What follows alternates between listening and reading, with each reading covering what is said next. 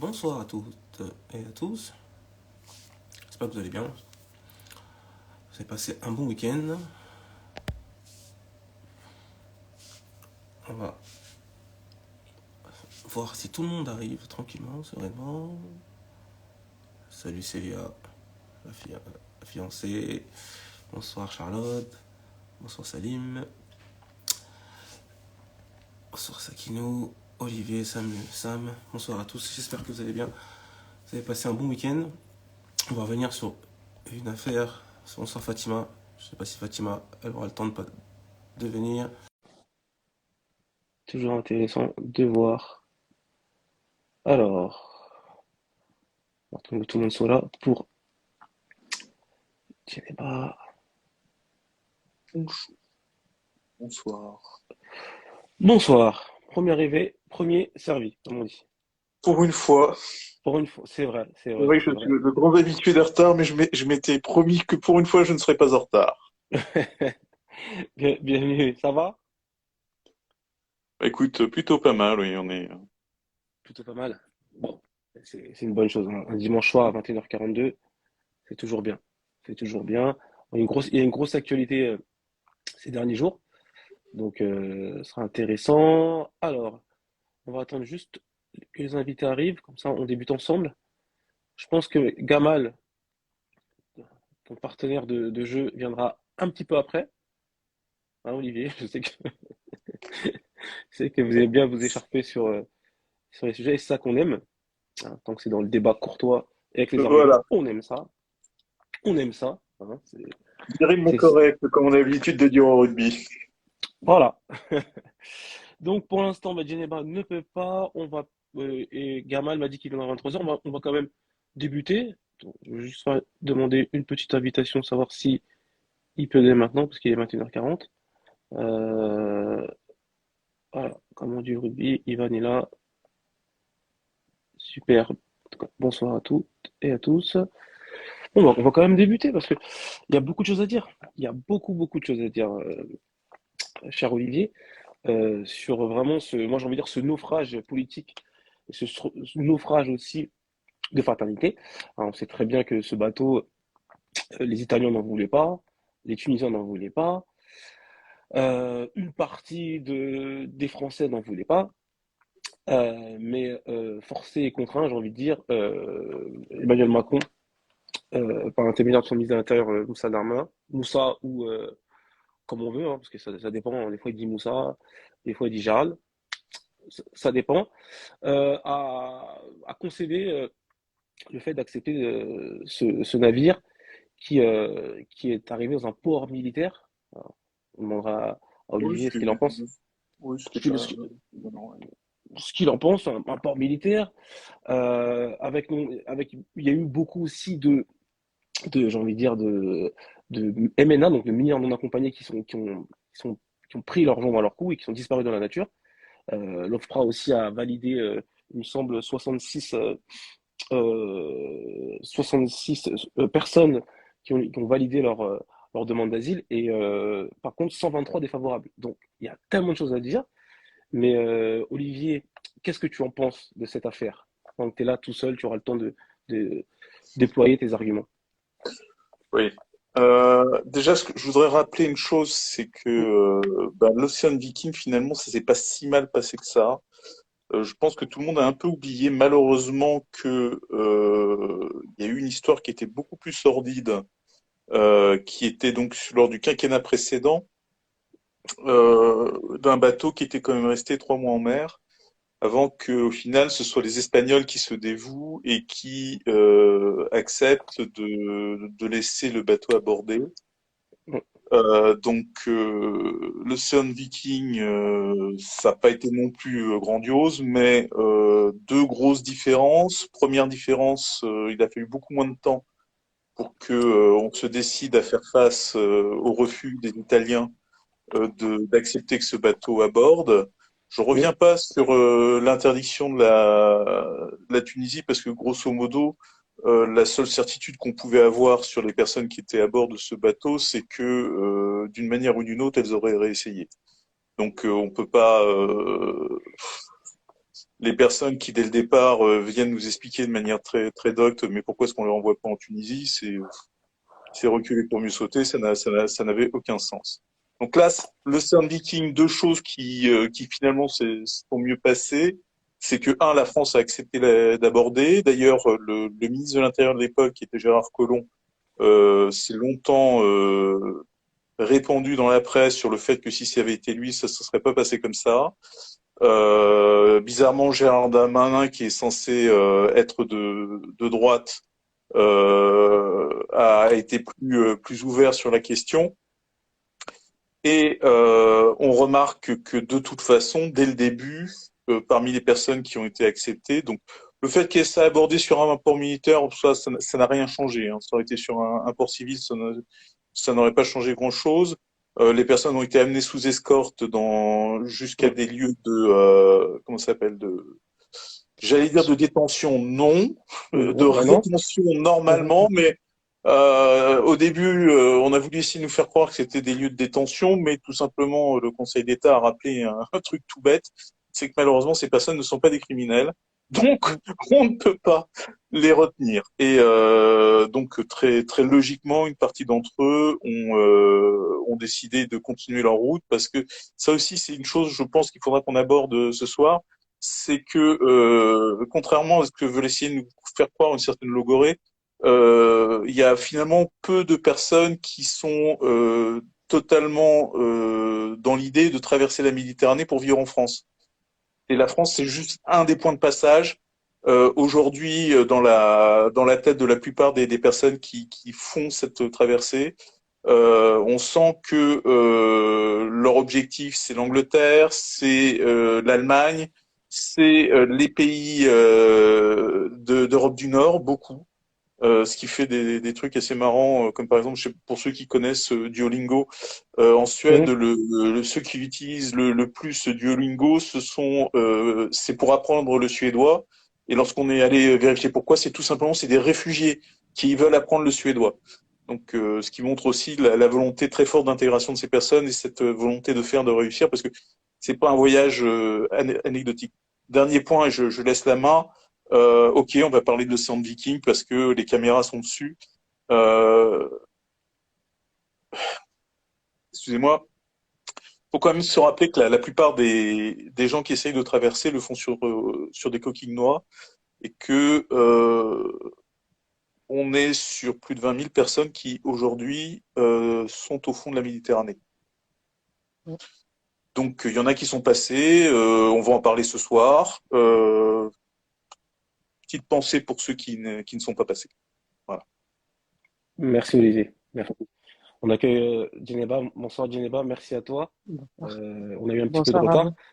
vous. Mm. Olivier, j'avais demandé à Olivier un peu de donner une explication un peu de un peu ce marasme politique où j'ai envie de dire il y a eu quelque peu la récupération politique. Mais Olivier, merci à toi de rappeler que quand même on parle de quand même d'êtres humains qui traversent la Méditerranée pour un avenir meilleur.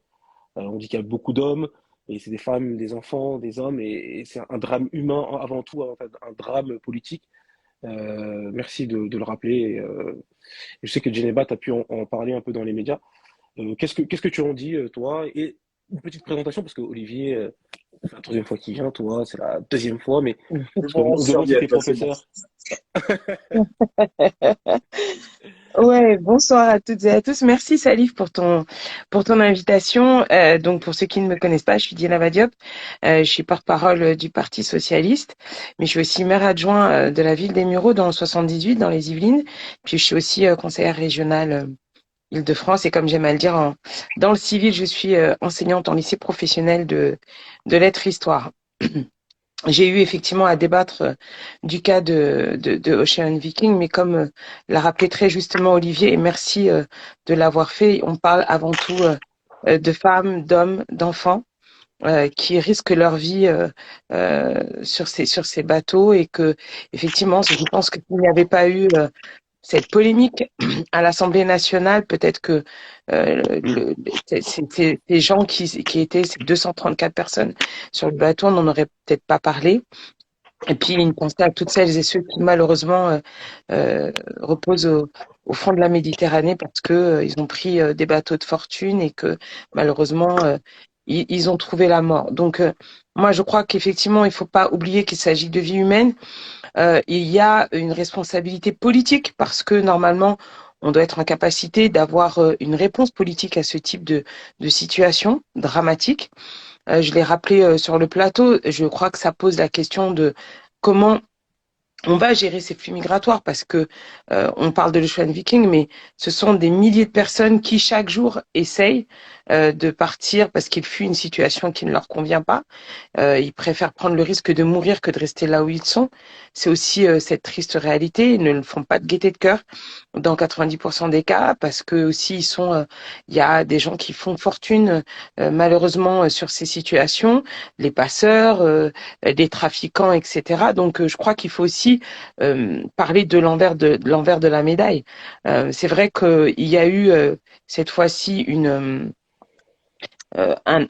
peut-être ça a été plus rapide pour accueillir ce bateau. Je vous rappelle que dans le cas des SOS Méditerranée, moi j'avais honte parce que on a détourné les yeux. En plus, certaines enquêtes encore aujourd'hui montrent que on n'a pas été à la hauteur, qu'ils les ont laissés dériver et sortir des eaux françaises pour ne pas avoir à prendre de responsabilité. Donc je crois que c'est aussi un problème qu'il va falloir régler au niveau européen. Parce qu'il y a des accords, comment faire pour faire respecter ces accords? Comment faire lorsque Giorgia Meloni, qui normalement a des engagements, parce que l'Italie a pris des engagements, décide de ne pas les tenir? Comment fait-on face à la montée aussi de beaucoup de on va se le dire très clairement, l'extrême droite progresse un peu partout en Europe. On sait très bien quelle est leur position vis-à-vis justement des migrants et de l'immigration. Le Rassemblement national a fait de la récupération nauséabonde sur ce sujet. Je crois qu'il va falloir vraiment qu'on se donne les moyens humainement de pouvoir traiter ces questions parce que, comme je l'ai dit, on va avoir de toute façon de plus en plus de personnes qui fuient leur pays en raison justement du contexte climatique, en raison de la crise mondiale. Nous, on voit l'inflation, mais dans d'autres pays, c'est même pas une question de prix, c'est simplement qu'ils n'ont pas accès à des produits justement du quotidien. Donc, posons-nous la question collectivement, parce qu'on ne peut pas continuer à fermer les yeux sur ce qui se passe autour de nous. Et puis, ces 234 personnes, c'est une goutte d'eau à côté de toutes celles et tous ceux qui vivent des situations extrêmement difficiles dans leur pays d'origine, qui se voient dans l'obligation de partir. Alors, quelle va être la solution politique? Parce que ce que font les ONG, c'est formidable, mais il faut, à mon sens, le rôle des politiques, c'est d'avoir justement la capacité de répondre à ces urgences et de se donner les moyens de traiter avec humanité et dignité celles et ceux qui se retrouvent dans ces situations. Merci Djenaba. Merci Djenaba. On accueille Gamal. Bonsoir Gamal. Bonsoir, bonsoir tout le monde. Merci à toi d'être là. Je t'ai ramené ton partenaire privilégié, Olivier. Ouais, bizarre. Ça te fait plaisir. Bon, Gamal, Contradicteur. alors, toi qui es expert en géopolitique et qui intervient sur les médias africains, qu'est-ce que tu peux me dire de cette affaire Ocean Viking? Olivier a rappelé que c'était une goutte d'eau et beaucoup de morts et que c'était de la traite d'êtres humains, un business juteux avec des mafias des associations aussi qui sont peut-être possiblement des complaisantes dans cette affaire. Toi, qu'est-ce que tu peux nous en dire par rapport à tout cela? Je dirais pas que les mafias sont complaisantes, enfin les associations. Je pense que les organisations de droits de l'homme qui défendent la vie le font pour des raisons honnêtes. J'ai du mal à croire qu'elles soient complaisantes ou qu'elles aient envie d'utiliser la vie de ce qu'on appelle les migrants, mais j'appelle pas ça des migrants, j'appelle ça des réfugiés, qu'ils soient climatiques, politiques, de guerre, ça reste des réfugiés. Ils cherchent un refuge, c'est pas la migration, on n'est pas en train de s'amuser, ils sont pas en train de faire une petite balade comme ça avec le sac à dos. Donc la question qui se pose, c'est quoi? C'est la définition des termes. Qu'est-ce qui pose problème? Pourquoi ça existe? D'abord, rappelons une chose. Parce que j'ai eu un débat il y a pas longtemps à la radio avec quelqu'un qui m'opposait le fait que ces gens-là sont pas forcément des réfugiés. J'ai rappelé gentiment qu'en 2011, quand Kadhafi disait « Faites attention à ne pas détruire mon pays, sinon vous aurez un flux considérable de réfugiés », Kadhafi a tiré sur son territoire 1 million de travailleurs africains dignement reçus. C'est ça la réalité de la Libye, avant qu'on détruise le pays. Une fois qu'on a détruit le pays, ça s'est disséminé. Et effectivement, la Libye était un des sas de blocage de l'immigration parce qu'ils trouvaient quand même la possibilité de travailler dans des conditions à peu près acceptables qu'on n'a pas dans la plupart des autres pays maghrébins, malheureusement. Ça, c'est la première des choses. Deuxième chose, j'ai un cas pour vous donner une idée, puisque ça vient de dit par Olivier très justement, et j'apprécie le propos qu'il a tenu. Pour le coup, on sera d'accord là-dessus. Il a parlé de 20 000 morts. C'est une estimation, je pense, basse. On n'a pas de vrais chiffres. On a des estimations par rapport au trafic qu'on suppose quotidien de la part de ces différentes zones de trafic que sont la Tunisie. N'oublions pas la Corne de l'Afrique. N'oublions pas évidemment les détroits de Gibraltar où il y a beaucoup de morts. C'est 30 kilomètres, mais c'est 30 kilomètres qui sont quasiment infranchissables parce que le Guardia Civil veille, parce que côté marocain, ça ne rigole pas. On a vu ce qui s'est passé avec ces malheureux Soudanais. Tout ça, c'est pour dire que actuellement, l'Afrique du Nord fait figure de gardien de flux migratoires. Or, pour certains pays, comme par exemple la Tunisie, n'en ont pas les moyens. Alors pourquoi je viens sur la Tunisie? C'est pour des raisons simples. Donc ce qui a été évoqué, c'est 20 000 morts. Ça, c'est ce qu'on suppose être exact. Par contre, moi, je vais vous parler d'une chose qui est assez atroce, de la part d'un copain artiste qui est assez connu d'ailleurs dans le monde de l'art, qui s'appelle Rachid Koraichi, donc c'est un artiste contemporain, et qui a été en Tunisie à Djerba. Donc là, je situe la zone pour vraiment que les gens se renseignent et voient ce qui s'y passe. Et il a été là-bas choqué. Alors lui, c'est un soufi. Hein. C'est quelqu'un qui est un petit peu dans un islam très positif, très poétique, très philosophique et très artistique. Donc c'est quelqu'un qui a tendance à être plutôt Hare Krishna. Il est sympa et plutôt humaniste. Hein, pour le coup, le terme humaniste, ça s'applique complètement. Il va à Djerba parce que sa fille s'est intéressée à cette question. Et il va au large de la côte de Djerba. Donc, et qu'est-ce qu'il voit? Il voit une immense décharge à ciel ouvert, évidemment. Bon, ça, c'est pas une surprise en Afrique, malheureusement, il y en a beaucoup. Mais ce qui l'a choqué, c'est pas la décharge. C'est que ce qui était jeté dans la décharge, c'est des êtres humains. C'est des subsahariens, pour être très précis. C'est-à-dire que ces gens qu'on repêche dans la mer, et on les repêche par grappe, il a estimé qu'il y en avait à peu près 1500 cadavres dans cette décharge qui étaient picorés par les oiseaux, les mouettes ou je ne sais quel autre prédateur, qui étaient en train de manger des êtres humains dans une décharge à ciel ouvert, au vu et au su d'une autorité tunisienne qui est incapable de gérer ces problématiques parce qu'ils en ont tellement d'autres que, à la limite, pour eux, c'est quasiment, l'être humain ne compte plus. On sait qu'en Tunisie, ça posait problème. Donc, il a vu cette décharge, ça l'a écœuré évidemment, hein, comme tous les êtres humains normalement constitués, et il a pris sur lui de créer un cimetière avec ses propres deniers. Il a fait participer évidemment, quand il s'appelle l'UNESCO, il a fait participer à plein d'organisations internationales pour les sensibiliser au mauvais traitement de ces êtres humains morts, mais qui reste quand même une dignité humaine qu'il faut respecter. Et donc, il a fait construire un cimetière où il a fait enterrer 800 personnes avec une sépulture qui soit honnête. Donc, ce cimetière s'appelait le Jardin d'Afrique, c'est comme ça qu'il l'a appelé. Et il se trouve que tout allait bien pour les mers du monde, mais le problème c'est qu'il n'y a pas que des subsahariens qui prennent la route de la mer, il y a aussi les Tunisiens. Et il se trouve que dans ces morts, il y a eu des Tunisiens qui ont été, parce qu'ils étaient chargés de goudron, ils avaient croisé un navire qui a délesté sa cargaison, donc ils ont été chargés de goudron, ils ont cru que c'était les subsahariens, et ils les ont mis dans le même cimetière. Et ben, faut savoir que le 7 novembre dernier, et ça lui a mis une colère incroyable, parce que c'est une vraie réussite ce cimetière, au moins en termes de dignité. Les Tunisiens qui demandaient le corps de leurs enfants qui avaient disparu aussi, donc les Tunisiens partent aussi, il ne faut pas l'oublier, on les appelle les haragas, les brûleurs en arabe. Ces Tunisiens ont demandé à récupérer les corps, les autorités n'ont pas pu leur produire les corps, parce qu'ils ont mis dans le même sac, entre guillemets, hein. Et donc ils ont été eux-mêmes récupérer les corps en profanant les tombes de ces malheureux qui avaient déjà subi la misère. Donc aujourd'hui, ce cimetière a été saccagé. Les corps en question ont été pour partie retrouvés, mais la Tunisie a démontré par cette malheureux exercice, avec une incapacité chronique de l'institution, qu'ils n'ont même pas su gérer la passation à la mort.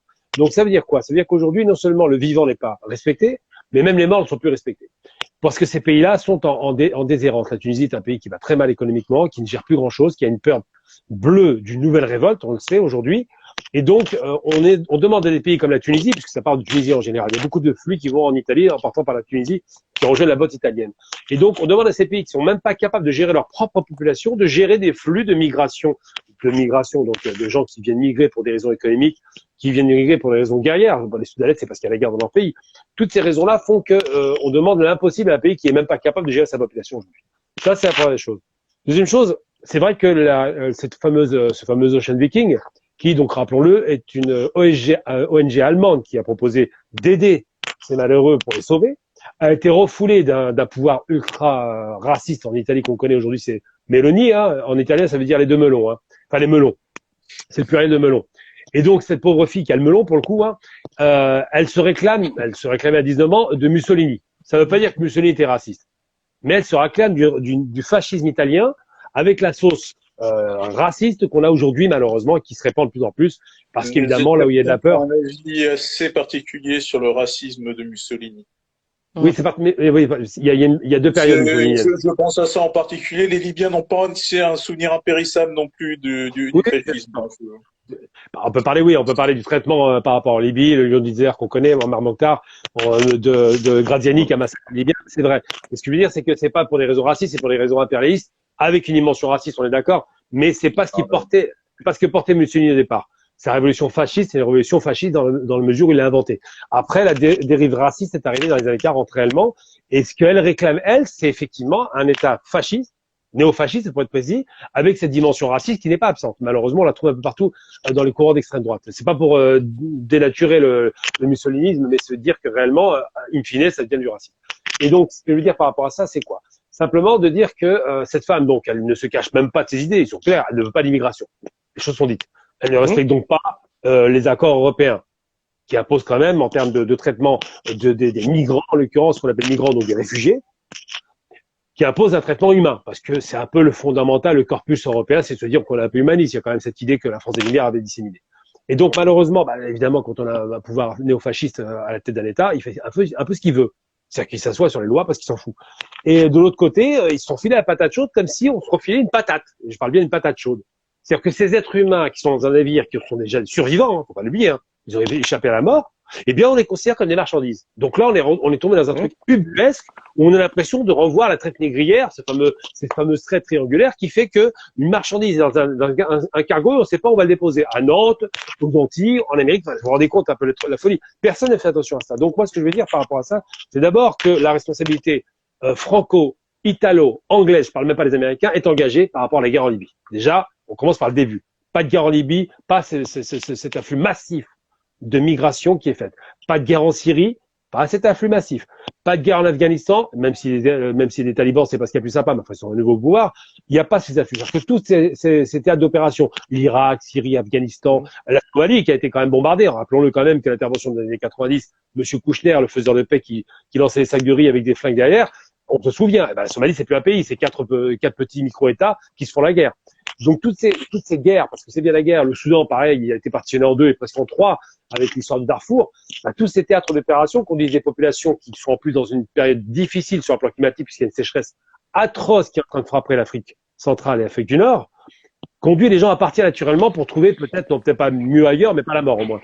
Et ça, on l'oublie. C'est-à-dire qu'on ne va pas aux racines du mal, on va s'intéresser à l'extrémité de ce mal, à savoir que les gens quittent, alors qu'ils ne veulent pas quitter au départ, leur territoire pour prendre le risque de se tuer en mer. C'est ça. Tous les migrants africains, tous les réfugiés, tous ces gens qui prennent ce ticket vers la mort savent que le risque est élevé. Et c'est normal. Parce qu'en général, les embarcations sont pas très solides, que c'est en plus surchargé, que les conditions de fret sont abominables, qu'en face, il y a quand même l'armée ou des gens pour les réceptionner, enfin, ce qu'on appelle la police maritime. Donc tout ça, ça fait que les conditions sont extrêmement dangereuses et j'ai envie de dire quasiment que c'est une course contre la mort et non pas une course contre la montre. Voilà. Donc ça, c'est dit. Alors, qu'est-ce qu'il faut en penser maintenant? Cette fameuse polémique qui m'a fait rire au demeurant, j'ai ri jaune, bien évidemment, sans jeu de mots, elle m'a fait rire, pourquoi? Parce que les Français viennent expliquer, et ça c'est vraiment culotté de la part de l'équipe Macron, que c'est pas bien de maltraiter les migrants quand eux-mêmes n'en veulent pas, c'est quand même fort du café. Ensuite, c'est vrai que j'ai entendu ce que disait alors Olivier, je le rejoins aussi là-dessus, la France n'est plus une terre de migration pour ces gens-là, ils ne le voient plus comme une terre d'accueil, c'est fini ça. Ça, c'est un mythe, ça. La France est une terre de transit. Ils vont souvent à Calais parce qu'en Angleterre, il n'y a pas de pièce d'identité. Ils sont moins contrôlés, évidemment.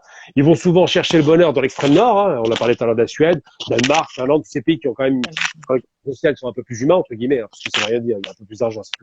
Ou ils vont simplement en Allemagne. On a vu l'Allemagne qui a quand même régularisé 1 million de Syriens. Alors, ils ont besoin de bras, les Allemands, ils le savent. Mais quand Merkel fait cette régularisation massive, la question de l'immigration n'est même pas posée. Sauf que c'est un appel d'air, de fait. D'autres voient ça et c'est possible. Donc la question qui se pose aujourd'hui, on voit bien la Turquie qui a reçu quasiment 2,5 millions de Syriens sur leur territoire à cause de la guerre. Bien qu'ils sont partie prenante dans tous les cas de figure, il y a bien 2,5 millions de Syriens qui risquent d'ailleurs de coûter l'élection d'Erdogan l'année prochaine parce que ça se passe assez mal. C'est dire quoi? Que tant qu'on n'aura pas pensé qu'en face de nous, il y a des êtres de chair et de sang, des êtres humains, pas des marchandises, pas du bétail, pas d'abominables violeurs comme certains voudraient nous faire croire, qui quittent leur terre qu'ils aiment, parce que c'est des gens qui aiment leur terre, ils ne partent pas parce qu'ils n'aiment pas leur terre. Ils quittent leur famille, ils risquent de mourir pour espérer peut-être trouver un petit peu de bonheur et d'argent et de travail et aider la famille au pays, parce qu'il faut pas oublier, quand ils partent souvent, c'est pour devenir le soutien de famille. Hein. Et tant qu'on n'aura pas pensé en ces termes-là, ça ne fonctionnera pas. Et moi, je pense simplement, c'est que l'Afrique a été le grenier à blé de tout l'Occident, et particulièrement de l'Europe, qui ont pillé comme pas possible ce pays dans les conditions qu'on connaît aujourd'hui de ce qu'on appelle une dégradation des termes de l'échange, c'est-à-dire qu'on achète des produits pas chers et on vend de la ferraille très chère. L'Afrique n'a pas pu se développer pour différentes raisons, de mauvaise gouvernance, corruption endémique, des pays en pauvreté. On a rappelé tout à l'heure, enfin je sais pas si vous avez entendu parler de l'affaire évidemment, qui a entaché la réputation de Vincent Bolloré, ce héros, le héros de l'Afrique en général, avec ses 14 ports. Il faut dire un peu la gestion de l'Afrique était un peu calamiteuse parce que c'est toujours la corruption qui l'emporte. Bientôt qu'on n'aura pas traité le mal à la racine, c'est-à-dire faire en sorte que ce continent merveilleux, car c'est un continent merveilleux, jamais oublier ça, c'est là où on vit le mieux au monde si les conditions sont réunies, les conditions climatiques, enfin tout est merveilleux. Tant qu'on n'aura pas donné laissé la possibilité, pas donné, parce que j'aime pas le terme donner, c'est l'impression qu'il y a des mendiants en face. Laisser la possibilité aux peuples africains de reprendre leur destin en main, de se développer à vitesse normale et pas à vitesse accélérée ou ralentie comme ça a été fait pendant trop longtemps, tant qu'on leur a pas donné la possibilité de pouvoir enfin vivre normalement, dignement, sans la guerre chez eux, avec la sécurité, eh bien la question de l'immigration n'est qu'un début d'un épiphénomène qui va grandissant. Tant qu'on n'aura pas donné la possibilité de faire en sorte que le mal soit traité à la racine, qu'on ramène la paix en Libye, par exemple, ce serait pas mal, ça permettrait de calmer un peu les choses, qu'on ramène la paix au Soudan, qu'on fasse en sorte de jouer les bons offices. À ce moment-là, ça n'ira que de mal en pis. Et le problème, aujourd'hui, c'est que, et c'est ça qui pose problème de la part de l'extrême droite, c'est que les termes du débat sont piégés, sont biaisés. Ils nous présentent ces personnes qui arrivent dans des conditions difficiles comme étant des profiteuses, comme des personnes qui voudraient profiter du bienfait de l'Occident. Alors, ce qui démontre que c'est pas vrai, c'est que la France est le pays où le système social est le meilleur d'Europe, quasiment. Hein. C'est-à-dire que c'est le plus égalitaire en termes de médecine, et pour autant, ils ne veulent pas rester en France. Donc, il faut se poser la question de savoir pourquoi ils ne veulent pas rester en France. Parce que simplement, ils veulent travailler en Angleterre parce que c'est possible. Parce qu'ils savent qu'il y a un chômage endémique en France. Ils savent qu'on peut être attrapé en France et retourner à la culture. Parce que simplement, ils veulent travailler dans des conditions à peu près dignes pour pouvoir redresser un peu le cap. Eh bien, ces questions doivent se poser en 3 points. Premier point, comment faire pour que l'Afrique se développe? Je raconte très rapidement. Second point, comment faire pour que s'il y a des gens qui partent, qu'ils soient reçus dans des conditions normales? Et troisième point, comment faire pour que ces trafiquants d'êtres humains, car ils existent, ceux qui font ces fameux navires comme ça, sont des navires de fortune, soient stoppés pour qu'on arrête de voir des gens mourir inutilement en Méditerranée. Merci Gamal d'avoir rappelé quand même les raisons qui poussent ces personnes-là à quitter leur pays et aller tenter tenter le cercueil ou c'est très compliqué et ton histoire que tu as racontée en Tunisie, moi cet été j'étais à Djerba, et je voyais des gens qui travaillent dans les hôtels, j'essaie de parler avec eux, c'est une situation très très délicate pour tout le monde et même on a l'impression aussi qu'il y a une espèce de racisme qui se passe entre les Africains. Malheureusement. Puisque l'histoire que tu nous racontais, elle est juste troublante. Moi, ça me fait sortir, ça me défrise d'entendre ça. Mais en même temps, j'ai envie de dire, tout à l'heure, j'ai commencé à dire, est-ce qu'il n'y a pas les associations qui sont présentes, qui en mer ou autres, est-ce qu'ils sont pas main dans la main avec j'ai envie de dire, les mafieux? Est-ce que vous n'avez pas l'impression qu'il y a une espèce de traite organisée? Moi, c'est ce que j'ai pu lire hein. Aujourd'hui, je me suis penché là-dessus, où il y a certaines personnes qui pensent que certaines associations mettent en place une espèce de traite, parce que tout à l'heure, tu rappelais que l'Allemagne avait régularisé 1 million. On sait très bien qu'en France, il y a des secteurs de métiers en tension, dans la restauration, dans le bâtiment, et c'est souvent des hommes qui arrivent. Est-ce qu'il n'y a pas une espèce de traite organisée par des associations qui sous-traitent des États? Là, pour le coup, enfin, alors que l'équipe essaye d'en profiter, c'est clair. Bon, là-dessus, c'est documenté. Il y a eu quelques arrestations comme ça qui ont été assez spectaculaires et qui, a priori, étaient plutôt du menu fretin. Mais j'aurais pas qu'on confonde les choses. D'accord. Si ces gens-là arrivent à faire du trafic de chair humaine, parce que ça n'est ni plus ni moins que ça, hein, et on s'est épargné parce que je pense que malheureusement ces histoires sur les corps morts sont déjà assez atroces pour pas en rajouter ce qu'on fait aussi aux vivants.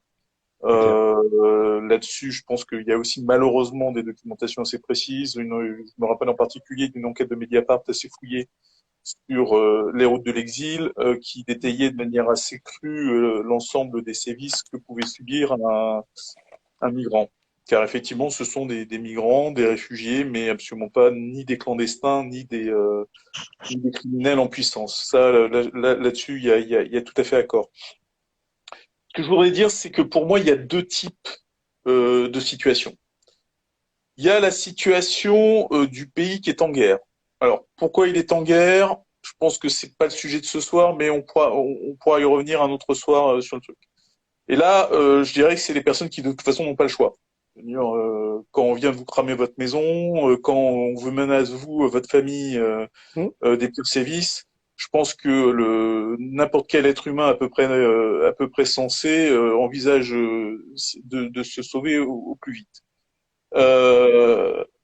Ensuite, il y a un autre cas qui est beaucoup plus vicieux et je pense sincèrement, et ça je sais que ça déplaît beaucoup lorsque je le dis, mais que il y a pas mal d'États africains qui trouvent leur compte à chasser la population jeune, si possible diplômée, pas par volonté pas par haine du diplôme ni de la jeunesse, mais tout simplement parce que dans ces pays-là, les jeunes, et si en plus ils ont fait des études, sont sont des vecteurs de changement.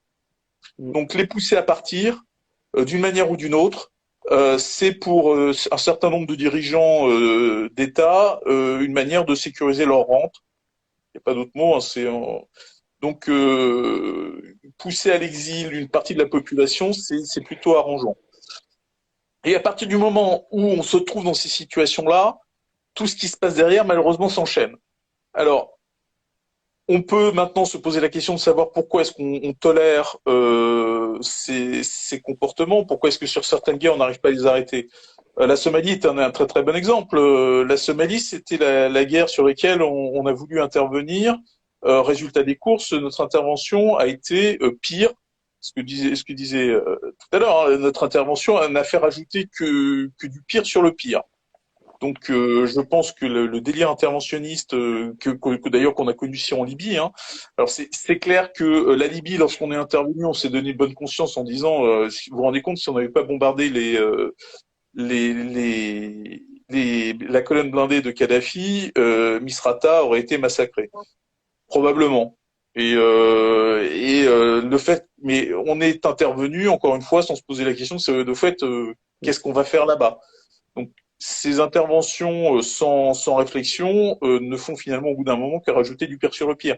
Et si aujourd'hui on ne peut plus stabiliser ces pays-là, c'est aussi parce que toute l'Afrique est devenue aujourd'hui un terrain de lutte entre différentes puissances, que ce soit les États-Unis, que ce soit la Chine, que ce soit la Russie. On le voit encore puisqu'il y a eu cette semaine des manifestations qui ont un peu débordé au Burkina Faso, avec toujours le slogan France dégage. Donc on voit que la situation dans ces pays-là est de la puissance totalement instable et pousse les personnes à partir. Et qu'à partir de là, des personnes profitent, ce qui est criminel, qu'on soit très clair, pour essayer de se faire du beurre dessus, faut pas inverser la cause et l'effet. Finalement, ils ne sont que des criminels d'opportunité. Le problème est en amont. Et tant que on ne se posera pas la question de savoir quelle est notre relation réelle, qu'est-ce qu'on doit établir et avec qui on doit établir des relations sur le territoire, alors essentiellement de l'Afrique de l'Ouest, puisque la France aujourd'hui ne pense qu'à cette partie-là, on a un problème. Je reviendrai aussi rapidement sur le racisme interafricain. Oui, bah, clairement, enfin, mais c'est même documenté, c'est pas neuf, puisque on avait, c'est quelque chose qui date même du Moyen Âge, puisque au Moyen Âge, il y avait des raids qui étaient très réguliers du nord vers le sud et qui ramenaient en fait des Africains subsahariens comme en tant qu'esclaves dans toute la zone de Mashrek, Maghreb, voire au-delà, puisque il y avait aussi des reventes qui étaient faites essentiellement au Moyen-Orient. Donc la vision, je dirais, raciste qui permet justement d'instrumentaliser l'être humain et de le ramener, ce qu'on s'est dit tout à l'heure d'ailleurs, de le ramener non plus à sa dignité d'homme, mais le rabaisser à l'ordre de l'objet, c'est malheureusement une mécanique qui n'est pas neuve et qui ne se limite pas, on n'est pas des saints parce qu'on est au nord ou au sud de la Méditerranée. Malheureusement, cette mécanique raciste, elle est toujours opérative. Et c'est ce qui permet d'ailleurs que nous, aujourd'hui en Europe, on puisse envisager aussi sereinement un aussi grand nombre de morts. Appelons un chat, tout ça est une construction raciste de notre manière de penser l'accueil de l'autre. Voilà. Je suis pas en train de vous dire que nous sommes collectivement coupables de racisme, etc. Mais que nous avons été imprégnés par une vision du monde qui était clairement, qui a instrumentalisé une partie de la population. Et à partir du moment où je dis ça, je décris clairement une construction mentale qui est raciste. Et c'est ça qu'il faut qu'on déconstruise aujourd'hui. Et c'est là-dessus qu'il faut qu'on essaye de penser différemment. C'est-à-dire penser différemment notre relation avec l'autre. Bon, je vais citer Thomas Sankara, parce que c'est quand même pour moi le modèle de cette réflexion-là et de cette manière de penser différemment le rapport avec l'autre. Et donc être dans le co-développement, voire favoriser le développement endogène de l'Afrique. Merci Olivier, merci Olivier. Djeneba, qu'est-ce que tu en penses? Je pense que c'est bien parce je les remercie tous les deux parce qu'on a remis les choses un petit peu à leur place. C'est-à-dire que il faut arrêter de penser qu'à chaque fois on est les gentils de l'histoire et que finalement on a des gens qui sont des sous-catégories en matière d'humanité et que bon, ils nous cassent un petit peu les pieds parce qu'ils viennent déranger notre petit train-train quotidien, parce que c'est un peu ça qu'on essaye de nous vendre. Et je crois qu'il faut aussi se méfier de ce que moi j'appelle la zémorisation des esprits, c'est-à-dire qu'il faut faire très attention à ne pas intégrer des verbatims qui sont des verbatims de l'extrême droite, parce que c'est ce qu'ils font.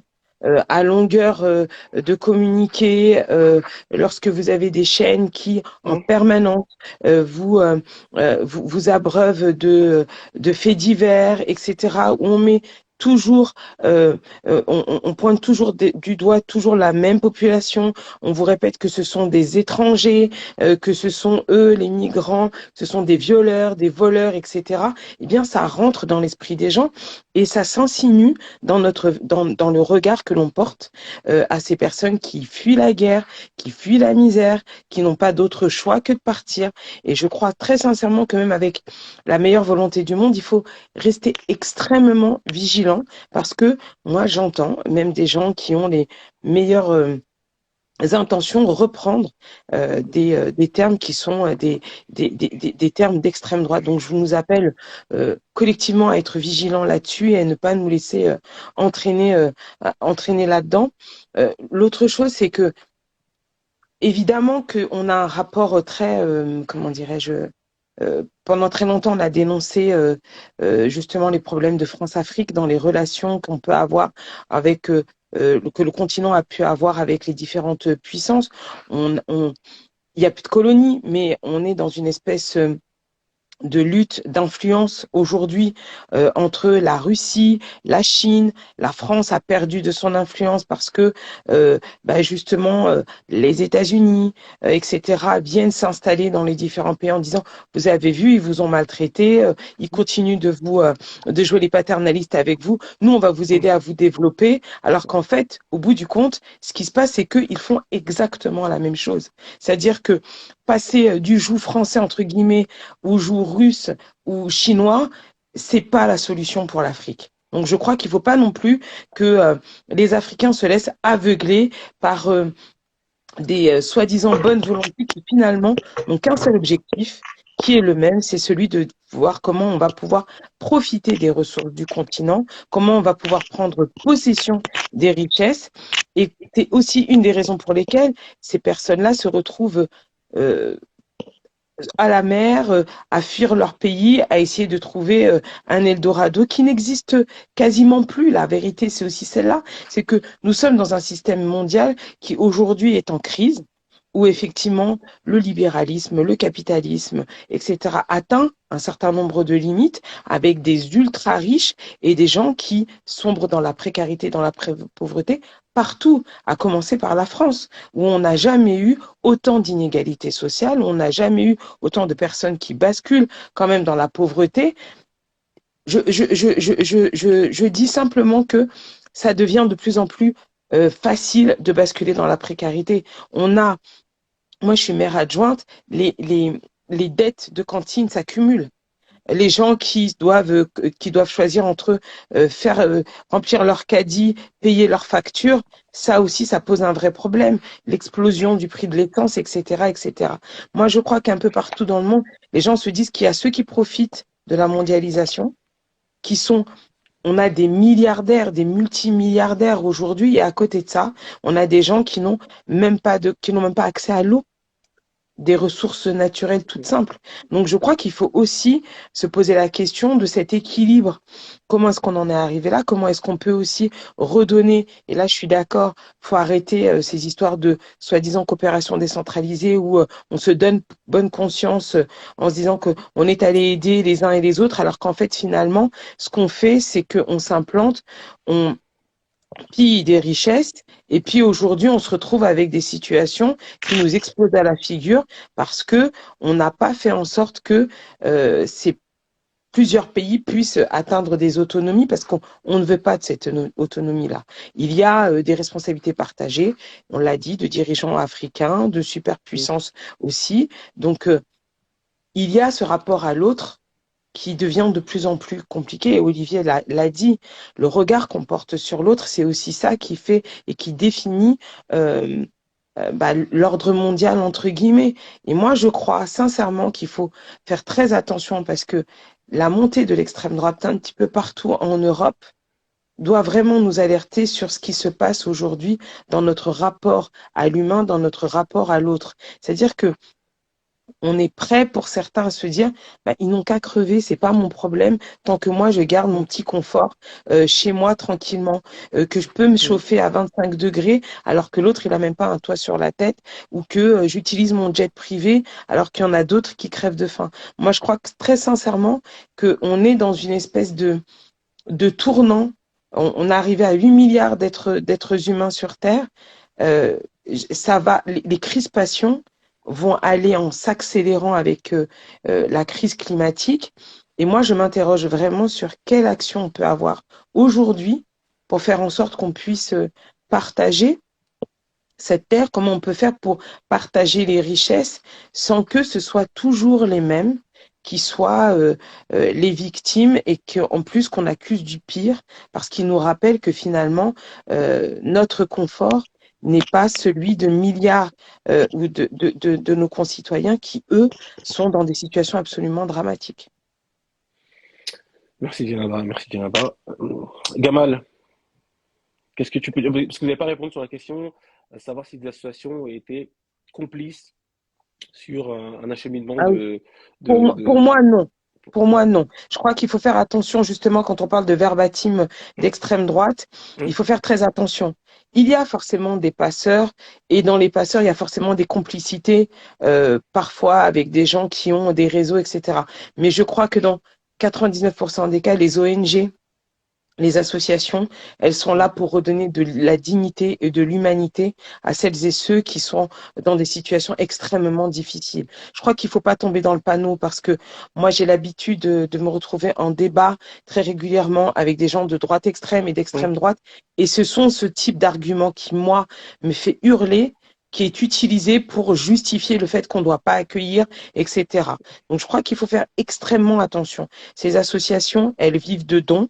Elles vivent aussi, souvent, ce sont des gens qui ne comptent pas leur temps, qui se mettent souvent aussi, même parfois, en danger lorsqu'elles vont secourir celles et ceux qui sont en difficulté. Donc, je crois qu'il ne faut pas intégrer ce type d'argument. Il y aura toujours des gens pour profiter des situations de désespoir et de misère, ça c'est certain, mais je crois pas sincèrement, je crois pas qu'on puisse penser une seule seconde que c'est le fonds de commerce des associations et des ONG parce que je pense qu'elles sont vraiment sincères et honnêtes dans leur démarche. Très bien, merci. Gamal? Sur les associations, tu veux dire? Ouais, je veux bien après tu peux développer, mais je veux bien que tu réponds à cette question parce que, mine de rien, c'est une question que beaucoup se posent, même des gens qui ont une sensibilité humaniste, se posent cette question de savoir comment ça se fait que ils savent toujours que ces bateaux arrivent, ils savent toujours que ils sont à tel endroit, ils sont financés, et le financement aussi on pourra en reparler parce que ça coûte de l'argent. Il y a aussi l'agence Frontex aussi qui disait que il y avait des rapprochements entre les bateaux, entre j'ai envie de dire, la mafia qui utilise cela avec quelques associations. Donc c'est une question qu'il faut quand même poser, parce que si on veut aller dans le fond, si j'ose dire, de cette problématique, il faut quand même poser les choses. Et merci Djenaba aussi de rappeler tout ça, mais il faut quand même poser la question. Je pense que c'est important. Bah, tu étais en vacances à Djerbad, c'est la ville dont je te parlais, c'est Zarzis, c'est juste même pas 5 kilomètres de Djerba, parce que Djerbad c'est une presqu'île qui était reliée par la chaussée roumaine, et Zarzis c'est plus au sud, c'est à la frontière libyenne quasiment. Donc là où j'ai parlé de ces 1500 morts subsahariens, c'est là-bas. Alors je tiens quand même à préciser, je répète tout le temps pour que les Arabes qui écoutent, s'ils écoutent cette émission, entendent bien le propos, il n'y a pas de race arabe, ça n'existe pas, c'est une culture. Les Arabes sont aussi blancs qu'ils peuvent être noirs. Donc déjà on sort de ce piège-là. Il n'y a pas Merci. d'arabe blanc, ça n'existe pas le blanc. Les Arabes, c'est pas une race, c'est une culture. Donc les Soudanais sont noirs et sont arabes. Les Marocains sont pour 60% de la population des Noirs, bien que certains l'oublient. Donc faut pas oublier ça. C'est des réalités qui ne se discutent pas. On est africain, qu'on le veuille ou non. Et moi, je suis très content de faire partie de cet immense continent riche et tellement divers. Donc ça, c'est une réalité qu'il faut cadrer. Quand quelqu'un parle de race arabe ou d'ethnie, je ne supporte pas parce que c'est un imbécile. Là, il rentre dans le piège du racisme et de l'ethnicisation qui a été d'ailleurs très bien développée par les ethnologues à l'époque pour racialiser les débats. Donc c'est une vraie démarche politique. Et là, tout à l'heure, Olivier le disait très bien d'ailleurs, c'est bien, il y a un impensé, un inconscient, il y a ce qu'on appelle, ce que j'appelle moi le réflexe raciste qui fait que quand on voit quelqu'un de couleur, dès le départ, on se dit, ah, peut-être pas trop bon, peut-être un peu voleur, un peu feignant. Il y a toujours des clichés un peu crasseux qui tournent et il faut du temps pour réagir autrement. Je parle pas de moi, évidemment, mais je parle en général. C'est un peu le principe. J'ai fait l'expérience plusieurs fois. Je parle pour ma paroisse, en l'occurrence. Quand je dis à un Européen, quel qu'il soit d'ailleurs, enfin l'Européen en France, ça veut dire, donc celui qui est perçu comme blanc de peau, je lui dis qu'est-ce qu'il pense d'un Américain, quelles sont ses qualités, il m'en donne des tonnes. Hein. Un Anglais, pragmatique, flegme et tout ça, Italien, chantant sous la douche, sympathique, joyeux et tout. Et dès que je dis arabe, bizarrement, il réfléchit. Il trouve pas. Par contre, si je dis le défaut, là, il m'en donne 10 kilomètres. Mais la qualité, il la connaît pas. Ça donne un peu le réflexe raciste. C'est dire un peu la logique qui préside à ce genre de réaction. Alors, pour répondre à la question clairement, en Tunisie, il y a bien des organisations, effectivement, mafieuses, on peut le dire, des profiteurs, qui font qui font passer des migrants dans des conditions, effectivement, extrêmement déplorables. Est-ce qu'on peut reprocher? Alors, moi, je dis que les organisations, les ONG qui les réceptionnent sont toutes honnêtes. Et savent parfaitement qu'en face, il y a des magouilleurs. Elles le savent, évidemment. Sauf qu'elles ne vont pas choisir le bateau d'un type qui n'est pas un passeur, d'un bateau qui est un passeur. Elles reçoivent le malheureux qui est exploité. Elles reçoivent celui qui doit recevoir. Alors évidemment, maintenant, dire est-ce elles sont en main avec ces gens-là? Non, elles sont pas en main. Mais ces gens-là, ça vous les trouvez. Donc il est logique qu'elles répondent oui. Ils vont pas dire ah non, toi t'es un magouilleur, toi t'es un trafiquant, tu m'intéresses pas. Elles peuvent pas, c'est pas logique. Ensuite, les gens qui sont dans les ONG sont des gens, et ça a été rappelé d'ailleurs par notre interlocutrice, dont il n'y a pas les noms malheureusement marqués dessus, donc j'ai pas retenu. Djenaba. Djeneba, oui, Djeneba, c'est facile à se rappeler, en plus je suis bête. Bon, Djeneba, donc, enchanté. Il y a, la question qui se pose, c'est quoi? C'est les gens qui travaillent dans ces ONG, et j'en connais, donnent beaucoup de leur temps, sans compter. Ont une humanité extraordinaire, parce qu'elles assistent à des choses, elles voient des choses atroces, faut pas oublier, elles voient des morts qui arrivent. Elles voient des mères qui voient leurs enfants mourir et vice versa. C'est ça ce à quoi elles sont confrontées. Donc de commencer à les disqualifier parce que l'extrême droite qui est très sale au demeurant et qui fera jamais rien pour personne d'ailleurs, je le rappelle, hein, à part sa paroisse, elle fait rien pour personne l'extrême droite. Hein. Ni solution économique, ni empathie pour qui que ce soit. Hein. Et il y a cette extrême droite qui prétend aujourd'hui en France c'est un rassemblement, soi-disant. J'appelle ça un front, hein, ça reste un front militaire. Eux, ils se sont fait appeler rassemblement. On est d'accord. Ils se font appeler rassemblement, mais ils rassemblent que les fachos. Donc, eh bien, cette extrême droite a toujours tendance à montrer du doigt avec des explications alambiquées avec des accusations fantaisistes. Alors, je suis catégorique, vraiment catégorique, et je rends hommage à ces ONG qui ont ce courage contre vents et marées, parfois contre leur propre famille, ça arrive, de s'occuper de l'autre. L'altérité, c'est quand même quelque chose la générosité, c'est quelque chose de rare. Hein. On se rappelle de Mère Teresa, on se rappelle de l'abbé Pierre. Dès qu'on a quelqu'un de généreux, on l'encense. Donc c'est tellement beau et rare qu'il faut les encenser, il ne faut pas les criminaliser. Ça, c'est la première chose. Ensuite, deuxième chose, par rapport à ces questions du racisme, évidemment, la question raciale entre en considération, mais pas que. Les réserves grosses sont pas c'est pas très noir, hein, ils sont asiatiques, ils subissent la même chose, hein, faut être très clair. La question qui se pose, c'est la question, c'est pas ethnique, c'est la question économique. Alors, tout à l'heure, c'est Geneva qui disait, on n'a jamais vu autant d'écart de richesse, c'est vrai.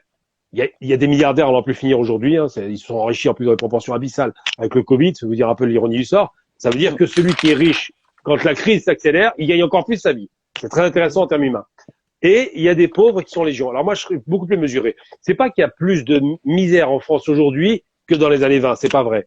Dans les années 20, les misères étaient mais abyssales. Quand on était misérable dans les années 20, c'est pas les sans-dents qu'on avait, c'est les gens qui crevaient dans la rue. Il n'y avait pas les hôpitaux, il n'y avait pas le système de soins, il n'y avait pas tous ces amortisseurs sociaux qui font que ça va moins mal, quoi.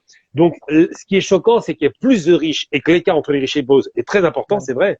Ça, c'est évident, ça s'est creusé. Mais la misère n'est pas pire qu'avant. Par contre, elle est plus difficile à accepter parce que l'amélioration des conditions de vie en 50 ans après les Trente Glorieuses était extraordinaire. Donc, par effet de contraste, c'est un peu comme quelqu'un qui va toucher de la glace et qui va mettre sa main sur le radiateur, il se brûle. C'est normal, mais c'est de la glace. Ben, c'est un effet en trompe-l'œil qui ne dit pas la réalité. La réalité, c'est que on vit en Occident, il faut être très honnête, on est chanceux d'être en Occident. Faut pas se raconter l'histoire. On est des bien lotis. On a la chance d'être bien nés. On est né par hasard ici, mais on est heureux d'y être. Et bien, cette chance qu'on a, on ne veut pas la partager. Il y a un égoïsme naturel, hein, on va pas se raconter l'histoire. Moi, un migrant, il va taper à la porte de mon appartement, je vais réfléchir à deux fois avant de le recevoir chez moi. Alors que l'humanité me pousserait à le faire, puisqu'il fait 6 degrés dehors. C'est pas acceptable. Mais on est égoïste aussi. Et lutter contre ce mouvement naturel de l'égoïsme, de la peur, parce que l'altérité, l'autre, celui qu'on connaît pas, il fait peur. Tout ça, c'est un travail qui doit être fait non pas au niveau du particulier, c'est dur, mais au niveau de l'institution de l'État et des États européens, puisque l'Europe est une grande puissance, quoi qu'on en dise. Il y a 27 pays qui la constituent, des capitaux considérables. Je veux dire, qu'est-ce qui interdit de dresser les tentes, de recevoir à peu près dans les conditions dignes, de préparer un accueil si possible, préparer un retour si réclamé. Enfin, il y a des choses possibles, tout est réalisable. Mais non, on est dans un égoïsme abyssal parce qu'on a peur du lendemain. Aujourd'hui, ce qui se passe, c'est pas que la crise est très forte. Je veux dire, l'inflation à 6, 7, 10% en France, c'est peanuts. Olivier s'en rappellera sans doute, c'est pas loin de mon âge, je pense. Dans les années 80, c'était 20% l'inflation. Là, ça faisait mal. C'est-à-dire que d'une année sur l'autre, vous perdez 20% de pouvoir d'achat. Là, on est à 10%, c'est dur, mais ça va se calmer, je pense, parce que la crise ukrainienne devrait retrouver son épilogue bientôt, si tout se passe bien, j'espère. Mais ce que je veux dire, c'est qu'au-delà de la crise ukrainienne, on s'est tapé le Covid, on s'est fait les grèves, ça n'a pas arrêté. Je veux dire, franchement, ce début de siècle, ce nouveau siècle, il ressemble par pas mal d'abord au siècle dernier. Hein, ça se pose des questions. 6 millions de chômeurs, la montée des périls dans différents pays européens, fascisme en Italie, la Hongrie, ça se radicalise un peu partout. Enfin, ça se pose des questions. Donc, c'est vrai que la question qui doit se poser aujourd'hui, c'est quoi? C'est qu'est-ce que nous devons faire à titre individuel pour faire en sorte que les gens qui sont reçus, qui doivent être reçus, on va pas laisser crever en mer, soit reçu normalement. Et bien simplement déjà de déconstruire, effectivement, cette dit tout à l'heure, déconstruire ces clichés, déconstruire ces mensonges sur le fait que les ONG seraient des magouilleuses qui voudraient prendre de l'argent. Elles prennent pas l'argent, les ONG, elles en réclament, hein, donc c'est vous dire qu'ils n'ont pas les moyens. Donc il n'y a pas d'argent à gagner. Les trafiquants gagnent de l'argent, les ONG aident. Et il faut sortir de cette logique-là. Moi, je ne peux pas accepter qu'une seule ONG soit mise au pilori parce que soi-disant l'extrême droite, et c'est bien l'extrême droite qui parle, laisse fuiter ce genre de petites informations crasseuses et fausses et non vérifiées. Donc il faut être très vigilant par rapport à ça. On a, pour nous, ce devoir en termes de communication, parce que moi je suis beaucoup de médias, donc j'ai l'occasion de le dire régulièrement, de dire que ce sont des êtres humains qui sont en face de nous, et que si un jour ça verse la polarité, tout peut arriver, on ne sait pas ce qui peut arriver. Hein. Si un jour c'est le Nord qui se retrouve glacé par exemple, on ne sait pas ce qui peut arriver. Je suis bien content de trouver des gens qui le reçoivent. Il y a un film qui a été fait à l'époque, qui était un peu ridicule, mais qui est intéressant de ce point de vue-là, c'est que c'était le Sud qui recevait le Nord. Eh bien, pensez que c'est pas parce qu'on est né par hasard dans un continent défavorisé, dans une terre en guerre, avec des dirigeants imbéciles, qu'on est obligé d'être condamné. Et maintenant, moi, en tant qu'Algérien d'origine, je le dis régulièrement. Mais si je vois des Algériens harak, comme on dit chez nous, brûlés au risque de le payer de leur vie, le passage parce qu'ils s'ennuient chez eux, parce qu'il n'y a pas d'avenir, je vais pas leur reprocher, c'est normal. Si j'étais à leur place, j'aurais fait la même chose. C'est dur de rester dans un pays où il y a la guerre, la misère sociale, l'impossibilité de voir l'avenir, ne pas se construire, ne pas se marier. Tout ça, c'est compliqué. Donc, c'est vrai qu'il faut pas être dans le jugement immédiat. Il faut se dire que si on était à leur place, et là, ça devient intéressant. Si on était à leur place, qu'est-ce que nous ferions? Enfin, moi, je vous dis clairement, je me barrerais. Faut être très honnête, hein. Parce que je sais ce qui se passe de l'autre côté. Et ben, eux, ils savent ce qui se passe de l'autre côté. Ils ont le téléviseur, hein, ils ont cet écran ignoble qui leur donne ce miroir aux alouettes, mais ils le voient. Ils ont envie, ça. Ils rêvent de la France. Ils rêvent de l'Europe. Pourquoi? Parce que chez eux, il se passe rien. Parce que l'avenir, ils ont 20 ans d'existence, ils savent que les 20 ans qui arrivent seront pareils. Comment? Parce qu'au pire, on les empêche de vivre. Voilà, il n'y a pas de perspective. Pour le coup, j'ai une de mes filleules camerounaises, une fois qu'elle est arrivée en France pour finir ses études, quand j'ai commencé à lui dire, bon, bah, tu vas retourner au pays avec ta mère, là, elle m'a regardé vraiment malheureuse en disant, bah non, Olivier, pas ici, enfin, ce que je sais faire, là-bas, je serai jamais Ah, respecté rien, pour ce que je tout peux à faire, fait. voilà.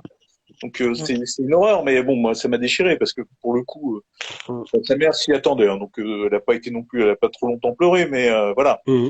Je vais raconter une histoire qui est intéressante d'ailleurs. J'ai un copain tunisien qui était un activiste politique. C'était avant le Hirak, avant les dites révolutions arabes, parce que souvent c'était un peu un détournement. Il a dit une chose qui avait marqué et qui avait marqué mon esprit. Pourtant, je le savais dans mon fort intérieur, donc ceux qui sont d'origine africaine vont comprendre ce que je dis très rapidement, parce que nous, on vit dans un confort de vie et dans un respect de la vie qui n'existe pas en Afrique. Qu'est-ce que je veux dire?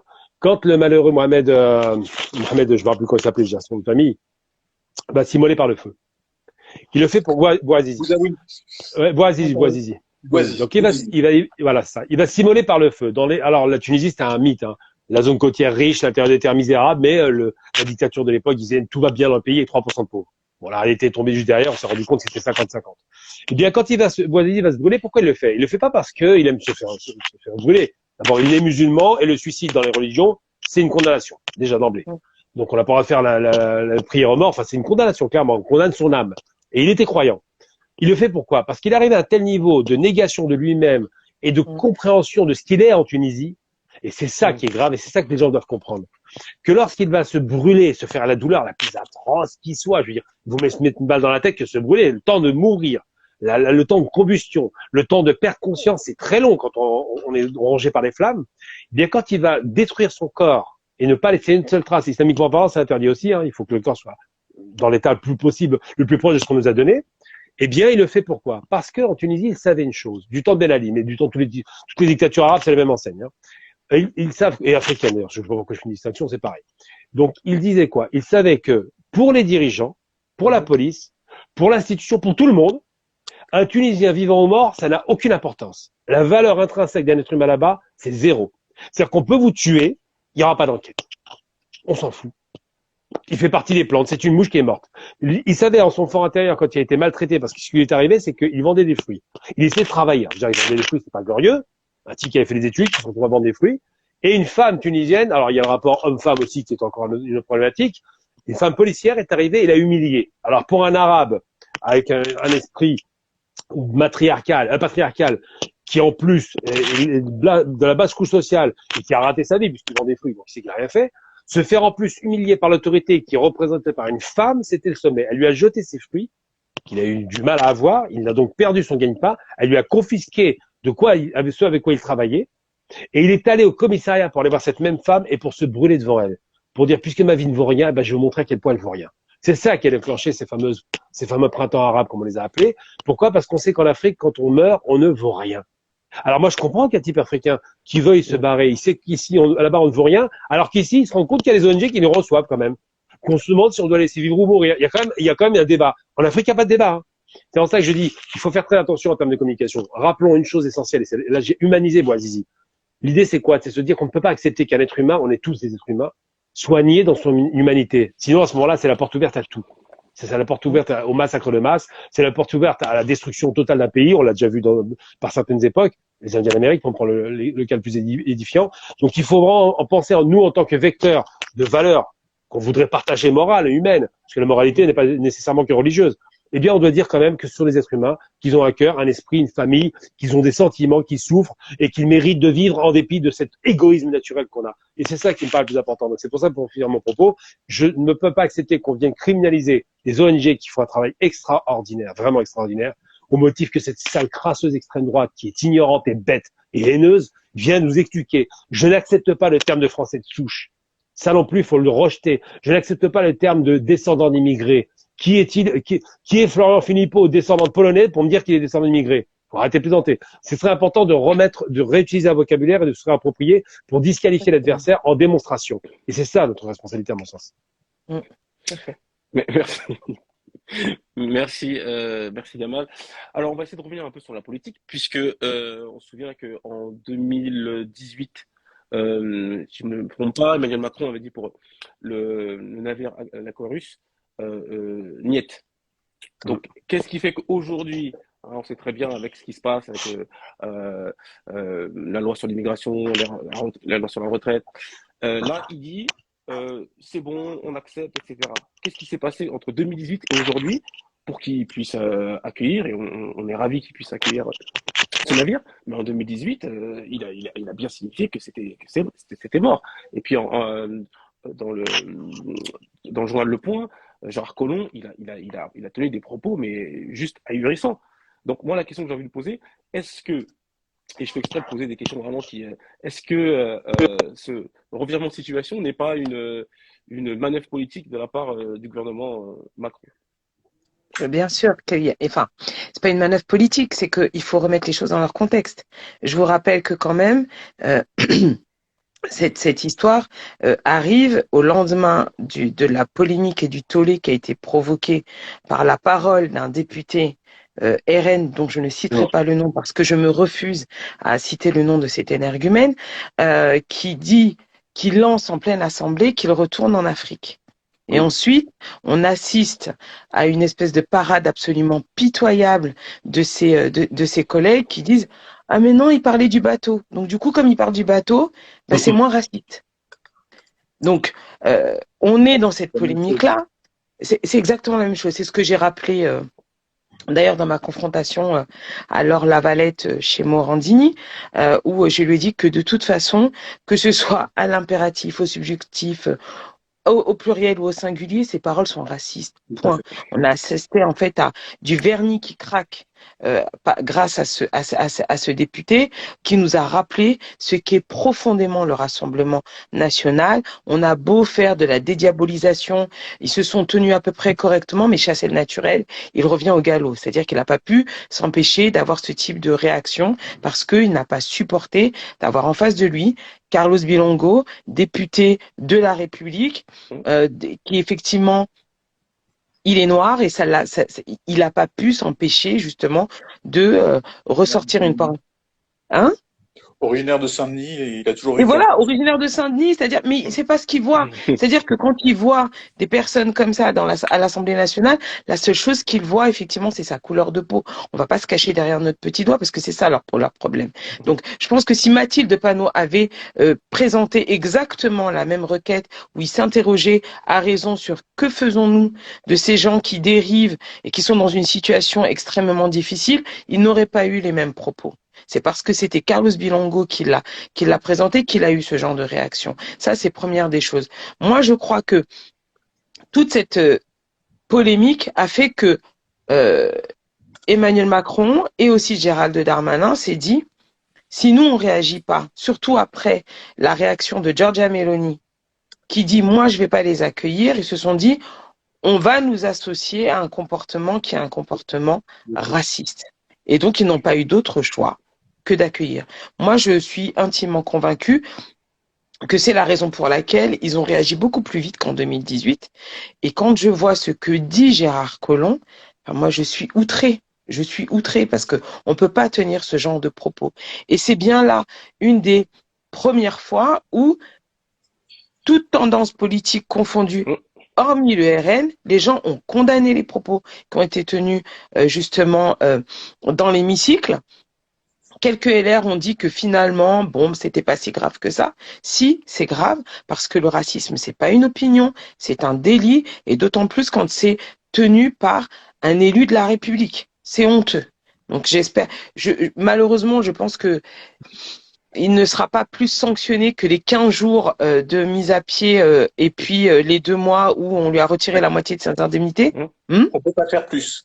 On peut pas faire plus parce que c'est la loi. Y a pas pire pour la seule chose qu'on peut espérer, c'est que peut-être qu'en portant plainte, entre guillemets, même en faisant ça, moi j'ai demandé à des amis avocats et des gens qui sont un peu m'ont dit, il risque pas grand-chose finalement. Parce que il est protégé par l'immunité de parlementaire qui fait que de toute façon, on ne peut pas retourner contre lui ses propos au sein de l'hémicycle. Ça aussi, il va falloir se poser la question de savoir jusqu'à quel point on peut protéger les gens lorsqu'ils tiennent ce type de propos. Après, en même temps, c'est la première fois qu'on a 89 députés de l'extrême droite qui siègent au sein de l'hémicycle. On peut aussi collectivement se poser la question de savoir ce qui les a menés jusque-là. Et je crois que aussi la majorité actuelle voulait aussi se racheter parce qu'ils ont eu une attitude pendant le second tour des législatives où ils ont aussi participé à la dédiabolisation de l'extrême droite. Et aujourd'hui, ils se prennent dans la figure ce qu'est l'extrême droite en plein dans l'hémicycle. Et puis, ça a choqué les gens. Et c'est normal que ça les choque. Mais moi, je trouve qu'il y a une certaine passivité collective face aux actions de l'extrême droite.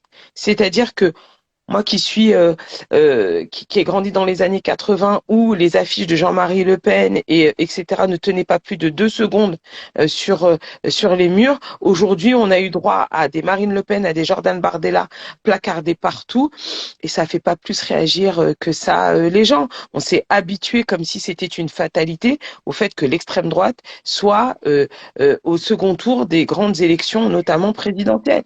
Donc je crois aussi qu'il y a dans notre façon d'appréhender les choses, moi je le dis politiquement aussi, il va falloir aussi qu'on se réveille et qu'on soit en capacité de se dire comment on fait pour lutter contre l'extrême droite, au-delà de les qualifier, comment est-ce que concrètement on arrive à montrer à celles et ceux qui pensent qu'ils peuvent être un recours, qu'ils ne sont pas et qu'ils ne seront jamais un recours dans la République. Mais je me pose vraiment la question parce que mais je crois que là, en l'occurrence, il y avait une sorte de piège qui a été tendu par l'extrême droite entre guillemets, dans lequel ils se sont un petit peu enfermés. Et aujourd'hui, le problème qu'on a, c'est que au-delà de se dire, bah, c'est bien, on a accueilli 234 personnes, il fallait le faire. Là, maintenant, le verbatim de l'extrême droite, c'est de dire, vous voyez, on n'est pas fichu de traiter les choses correctement. On n'avait pas les moyens de les accueillir parce que certains sont partis, des mineurs ont quitté justement l'hôtel où ils étaient parce que c'est la loi. On n'a pas le droit de retenir des mineurs. Ça fait partie des droits de l'enfant parce que d'ailleurs, Olivier, tu l'as très bien dit, ils n'étaient pas dans des camps de détention, c'était des camps de rétention parce que ces gens-là ne sont pas des criminels, même si l'extrême droite veut les qualifier ainsi. Je crois qu'il faut aussi qu'on se dise très clairement que oui, on a un problème de moyens parce que notre justice aujourd'hui ne travaille pas correctement parce qu'elle n'a pas les moyens de travailler correctement. Ce sont les juges qui ont dit, nous, on ne peut pas traiter les cas. Donc, faut les laisser partir. Parce que nous, dans les délais impartis, on peut pas. Quand on voit qu'au tribunal de Bobigny, on a à peine 25 places pour pouvoir traiter les cas alors qu'on en a 150 par jour, on en est là, hein, aujourd'hui. Et on a plein d'exemples comme ça dans nos tribunaux qui prouvent que on n'est pas en capacité de traiter les choses. Là aussi, la surpopulation carcérale aussi pose un certain nombre de problèmes. Il faut qu'on se dise quelle est la proportion aujourd'hui du politique et de l'État à répondre à ces questions d'urgence, à pouvoir les traiter et justement les traiter avec dignité et humanité. Et traiter avec dignité et humanité, ça demande des moyens et ça demande du temps. Sauf que le temps médiatique, lui, il est dans l'instantanéité et dans le buzz. Et donc, du coup, l'extrême droite exploite ça à fond en disant, mais vous voyez, ils sont incapables de tenir les choses, etc. Donc, vous voyez, on a raison. Il ne faut pas accueillir parce qu'on n'est pas en capacité de traiter. Merci, Geneva. Merci. Olivier? Permettre, si tu juste de réembrayer derrière sur un certain nombre de choses. C'était à toi.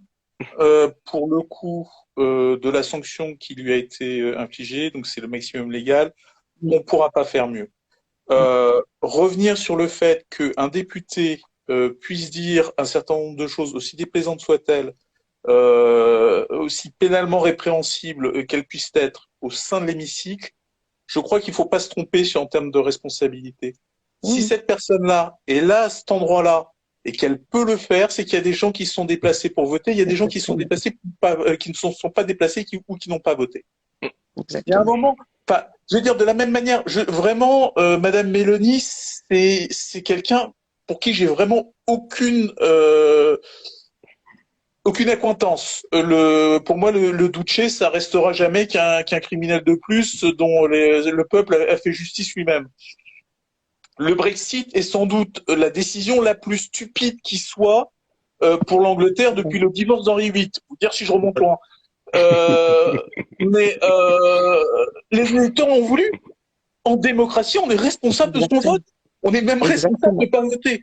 Donc, qu'on ait laissé quelqu'un, qu'on laissé 89 personnes, parce que là, pour le coup, et il semblerait d'ailleurs que sa chef en était particulièrement furieuse, il a Exactement. laissé ressortir qui il était.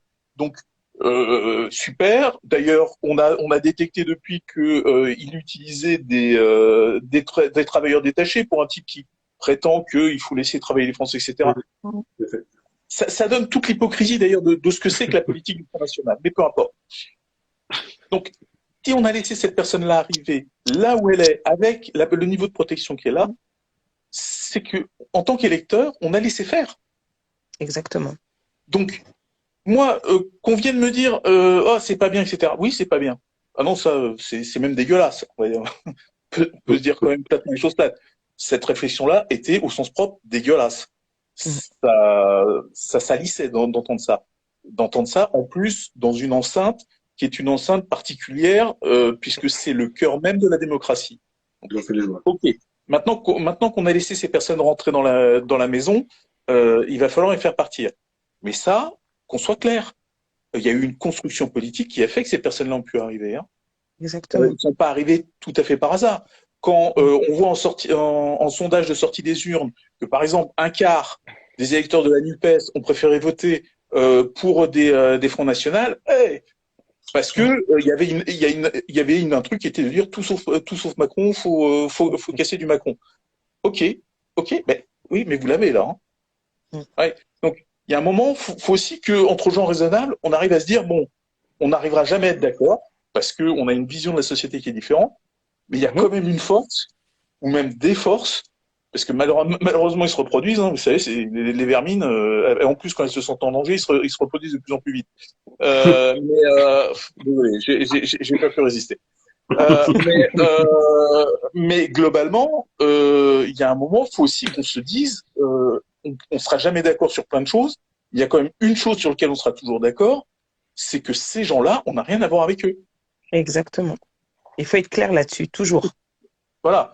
Moi, à titre personnel, puisque j'ai accompagné donc Sierra Silla, qui était député sur la 4e circonscription de Seine-Maritime, on s'est même pas posé la question du deuxième tour lorsque il y avait, pourtant, très franchement, la députée, et qui heureusement a gagné, NUPES, c'était vraiment pas ma tasse de thé en termes de positionnement politique. Face à un Front National, mon niveau de réflexion, vous voyez, zéro absolu, quoi. C'est presque charnel chez moi. Je peux pas. Voilà. Je suis d'accord, et on a fait pareil, nous, sur notre 9e circonscription. C'était soit le député sortant macroniste ou le RN. Et on a été très clair dès le soir, c'est-à-dire que pas une voix doit aller justement au Rassemblement national. Et pour ça, il faut voter pour le candidat macroniste, parce que s'abstenir, c'est donner la possibilité au Rassemblement national d'accéder justement à l'Assemblée. Et je crois que c'est aussi ça, c'est aussi un des problèmes, je suis complètement d'accord avec toi, c'est que quand il faut savoir où on met la barrière. Et moi, intrinsèquement, je le dis toujours, on peut avoir plein de divergences, etc. On peut être des adversaires politiques, mais moi, mon seul ennemi, c'est l'extrême droite. Je le dis parce que pour moi, c'est un ennemi de la République. On ne doit pas se poser la question. Et comme certains se sont dit tout sauf Macron, on se retrouve avec 89 députés à l'Assemblée nationale. Le problème de l'extrême droite, c'est que on sait comment on leur donne le pouvoir, mais on ne sait jamais comment on récupère justement le pays ou l'État ou la ville après l'extrême droite. On l'a vu avec Trump, on l'a vu avec Bolsonaro.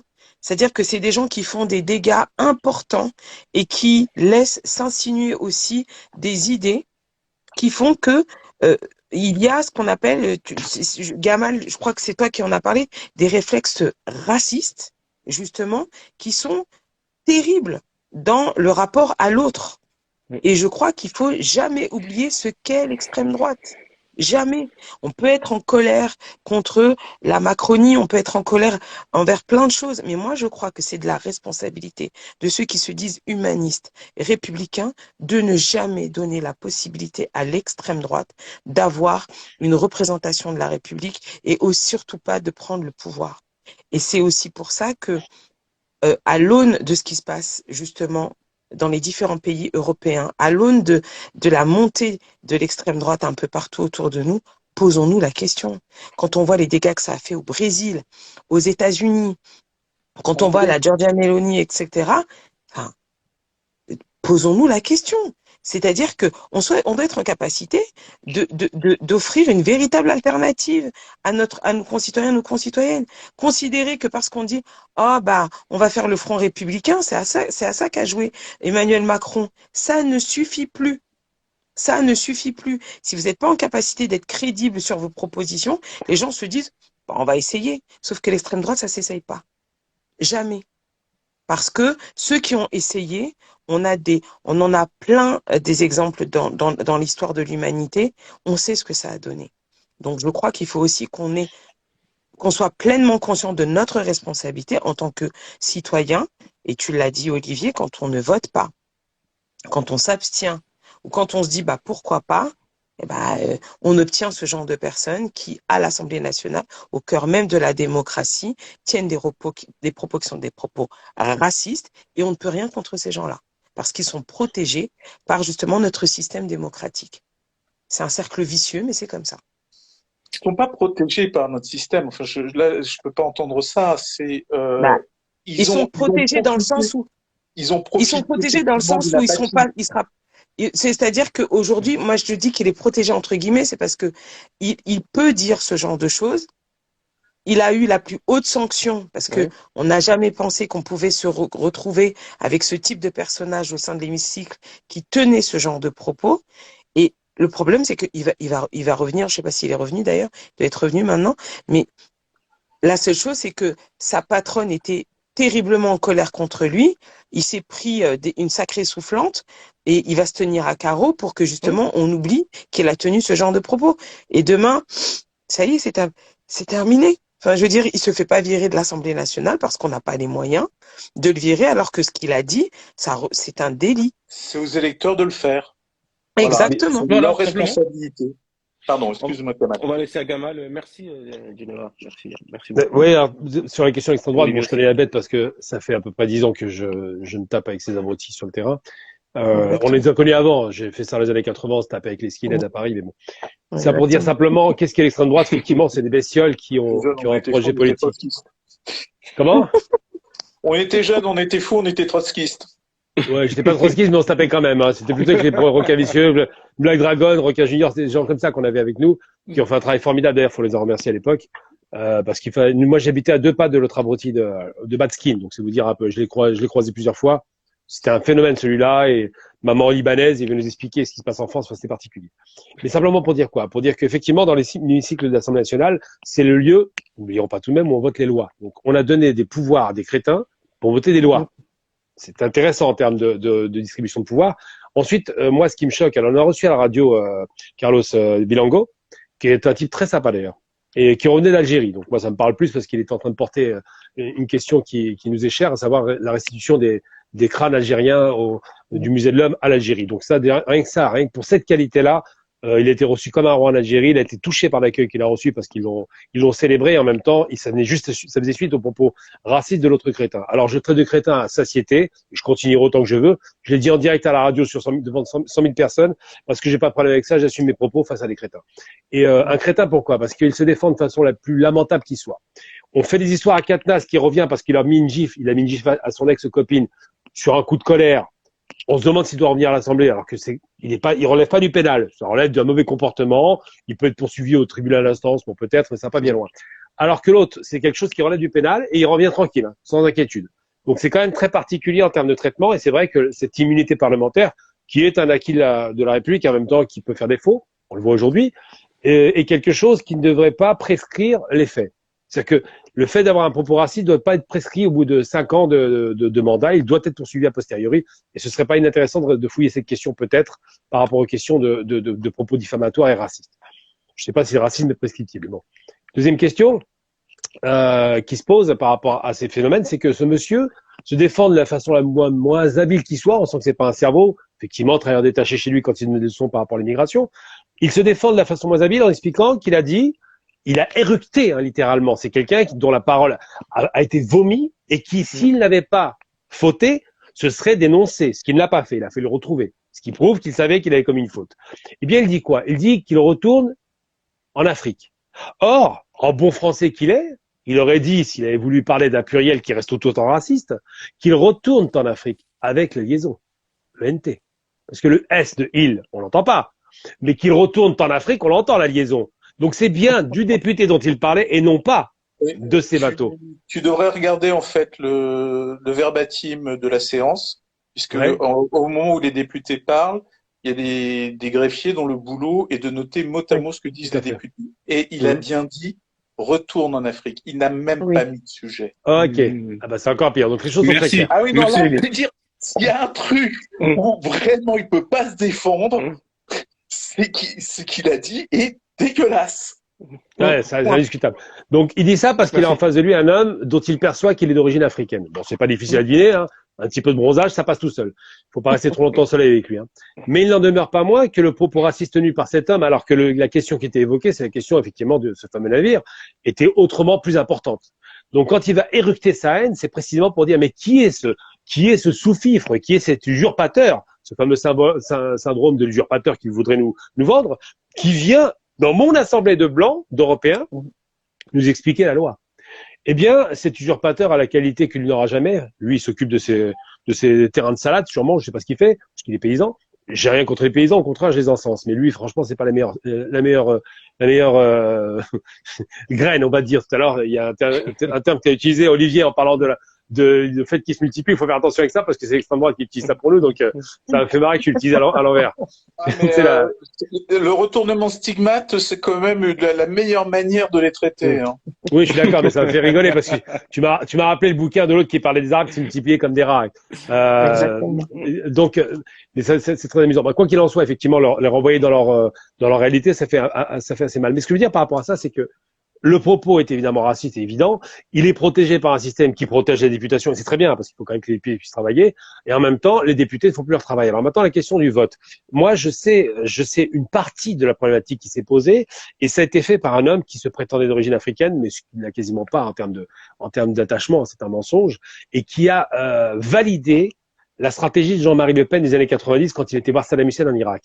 Quand il va voir Saddam Hussein, Le Pen dit « Je suis un nationaliste comme Saddam Hussein ». Donc il a commencé à noyer le poisson pour toucher la majorité algérienne qui était nationaliste algérienne et tout, bref. Donc il a mélangé ce nationalisme de libération que l'Algérie avait créé, la nation algérienne pour se libérer du colon et non pas du français, hein, contrairement à l'idée reçue, parce qu'ils n'avaient pas de problème avec la présence des Français en Algérie. Et lui, il a dit, mais c'est le même nationalisme d'où, c'est un peu pareil, sauf que lui, c'est un nationalisme d'exclusion.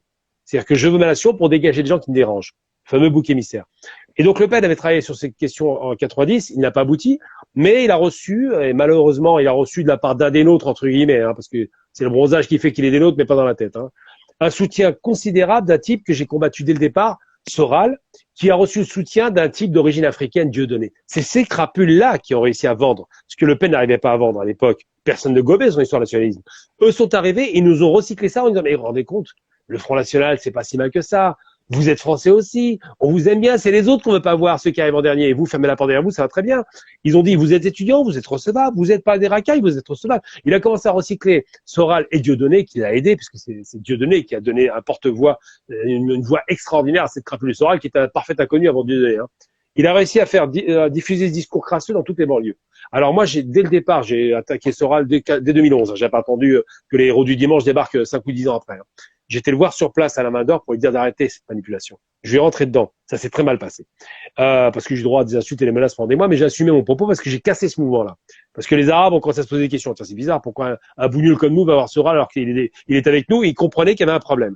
Eh bien, simplement dire que cet homme a réussi à normaliser l'idée du Front National dans la carte républicaine française. Ça a fonctionné. Après, Marine Le Pen a fait son travail. Vous remarquerez que souvent, d'ailleurs, les gens d'extrême droite, mais des femmes, souvent blondes chimiques, hein, c'est pas les vraies blondes, pour donner un côté sexy. On le voyait avec Alexandra Bussolini en Italie, c'était une pin-up qui était la petite fille du Duce, elle s'était présentée aux élections. À Mélanie, pareil, c'est vraiment des femmes un peu sexy, un peu sympatoches et tout, qui passent. Le Pen, on le voit aussi bien en Allemagne, où bon, ils sont pas très nombreux, mais surtout en Europe centrale, il y a beaucoup de femmes comme celle-là qui se présentent à la place des hommes. Pourquoi? Parce qu'une femme, par nature, elle est maternelle, sympathique, pas violente, ce genre de clichés à 2 balles, comme si une femme pouvait pas commettre des crimes comme Thatcher, mais bon. Et donc, ça a marché parce que ils ont normalisé l'idée du Front National. Et le problème du Front National, c'est que ils recrutent souvent des demeurés. C'est-à-dire que souvent, quand on voit le profil des gens qui sont dans les élections, ils se précipitent pas tous pour aller à la députation. Ils sont pas très très fins. Il manque un peu de culture politique, de profondeur, d'argumentaire. On a vu des interviews de gens du Front National quand on leur pose une question pourquoi il y a un problème de crise économique, l'immigration. Comment on fait pour régler le problème? L'immigration, c'est ça à peu près les réponses. Donc c'est pour dire un peu le niveau intellectuel de la base du Front National n'est pas très élevé, mais ils ont su capitaliser sur deux aspects. Normalisation, même les immigrés peuvent voter pour eux. Et c'est vrai que maintenant, on n'arrache plus leurs affiches dans la banlieue. C'est choquant. En plus, ils reçoivent un Italien maintenant qui est à la tête du Front National d'origine algérienne. Il faut savoir que Bardella est aussi d'origine algérienne. Quelle ironie. Ils ont été capables, lointaine, mais quand même, elle existe. Oui, ça monte, mais il a une petite origine, quoi. Bah, c'est pas, clairement, il n'a pas le profil type du blond aux yeux bleus, quoi. Et ce que je veux dire, c'est qu'il essaie, comment? Ah, bien sûr, absolument, ça se voit d'ailleurs. Mais ce que je veux dire, c'est que, j'irai pas plus loin, parce qu'à part Da et Niet, le reste, c'est pas ma maîtrise. Je préfère l'anglais. C'est plus simple pour moi. Mais plus sérieusement, ce que je veux dire, c'est que l'idée, elle est simple. C'est qu'ils ont normalisé, ils les ont rendus sexy, ils les ont rendus jeunes. On voit bien que Mario Maréchal, elle plaît, à l'immigration. C'est choquant. Moi, je trouve des gens qui, mais elle est mignonne. Comme si l'argument mignonne suffit à la rendre sympathique. C'est un des arguments qu'on a beaucoup entendu, oui. Elle est jolie. Voilà. Ouais, c'est hyper choquant. Mais et ça marche. Ça fait partie des choses qui marchent. Génération TikTok. Ouais, génération TikTok. Moi, j'appelle ça TikToker, là, parce que vraiment, c'est que ça, l'image, avant toute chose. Et par contre, le fond, le côté rance écrase, ça, ils n'entendent pas. Et ce qui se passe, c'est que ça a tellement bien marché, cette dédiabolisation. Alors, évidemment, on dédiabolise pas le diable, puisque le diable, c'est le diable. Mais bon, ils ont réussi à faire ça. Et qu'aujourd'hui, on se dit, on peut, tant qu'à faire, essayons, puisque Macron, c'est pire. Et c'est ça qui est grave. Moi, je suis pas macroniste du tout, pas pour dessous. Mais il y a une chose qu'on peut pas retirer à Macron, il n'est pas raciste. Du tout. Ouais. Ça, c'est une qualité rare, ça arrive. Cet homme-là n'a pas la moindre trace dans son ADN de racisme. Et ça, c'est très, très impressionnant. On l'a vu dès le démarrage de son premier mandat, où il a ouvert très largement à la diversité. On voit sa relation aux Africains, elle est bonne. Ça reste un président français qui a à cœur la réussite de son pays, mais il n'a pas ces dimensions-là. Par contre, il a une aile raciste très droitière dans son mouvement, comme une haine de gauche. Donc, il est obligé de faire plaisir à sa base, ce qui est logique, malheureusement. Donc, certaines de ses décisions ont une dimension exclusive ou raciste qu'on peut effectivement noter comme en 2018. Pourquoi cette fois-ci il a reçu le bateau? Pour répondre à la question qui avait été initialement posée, je suis parti un peu partout. Alors, la normalisation du Front National, c'est la normalisation de leurs idées qui a commencé un petit peu à suinter partout.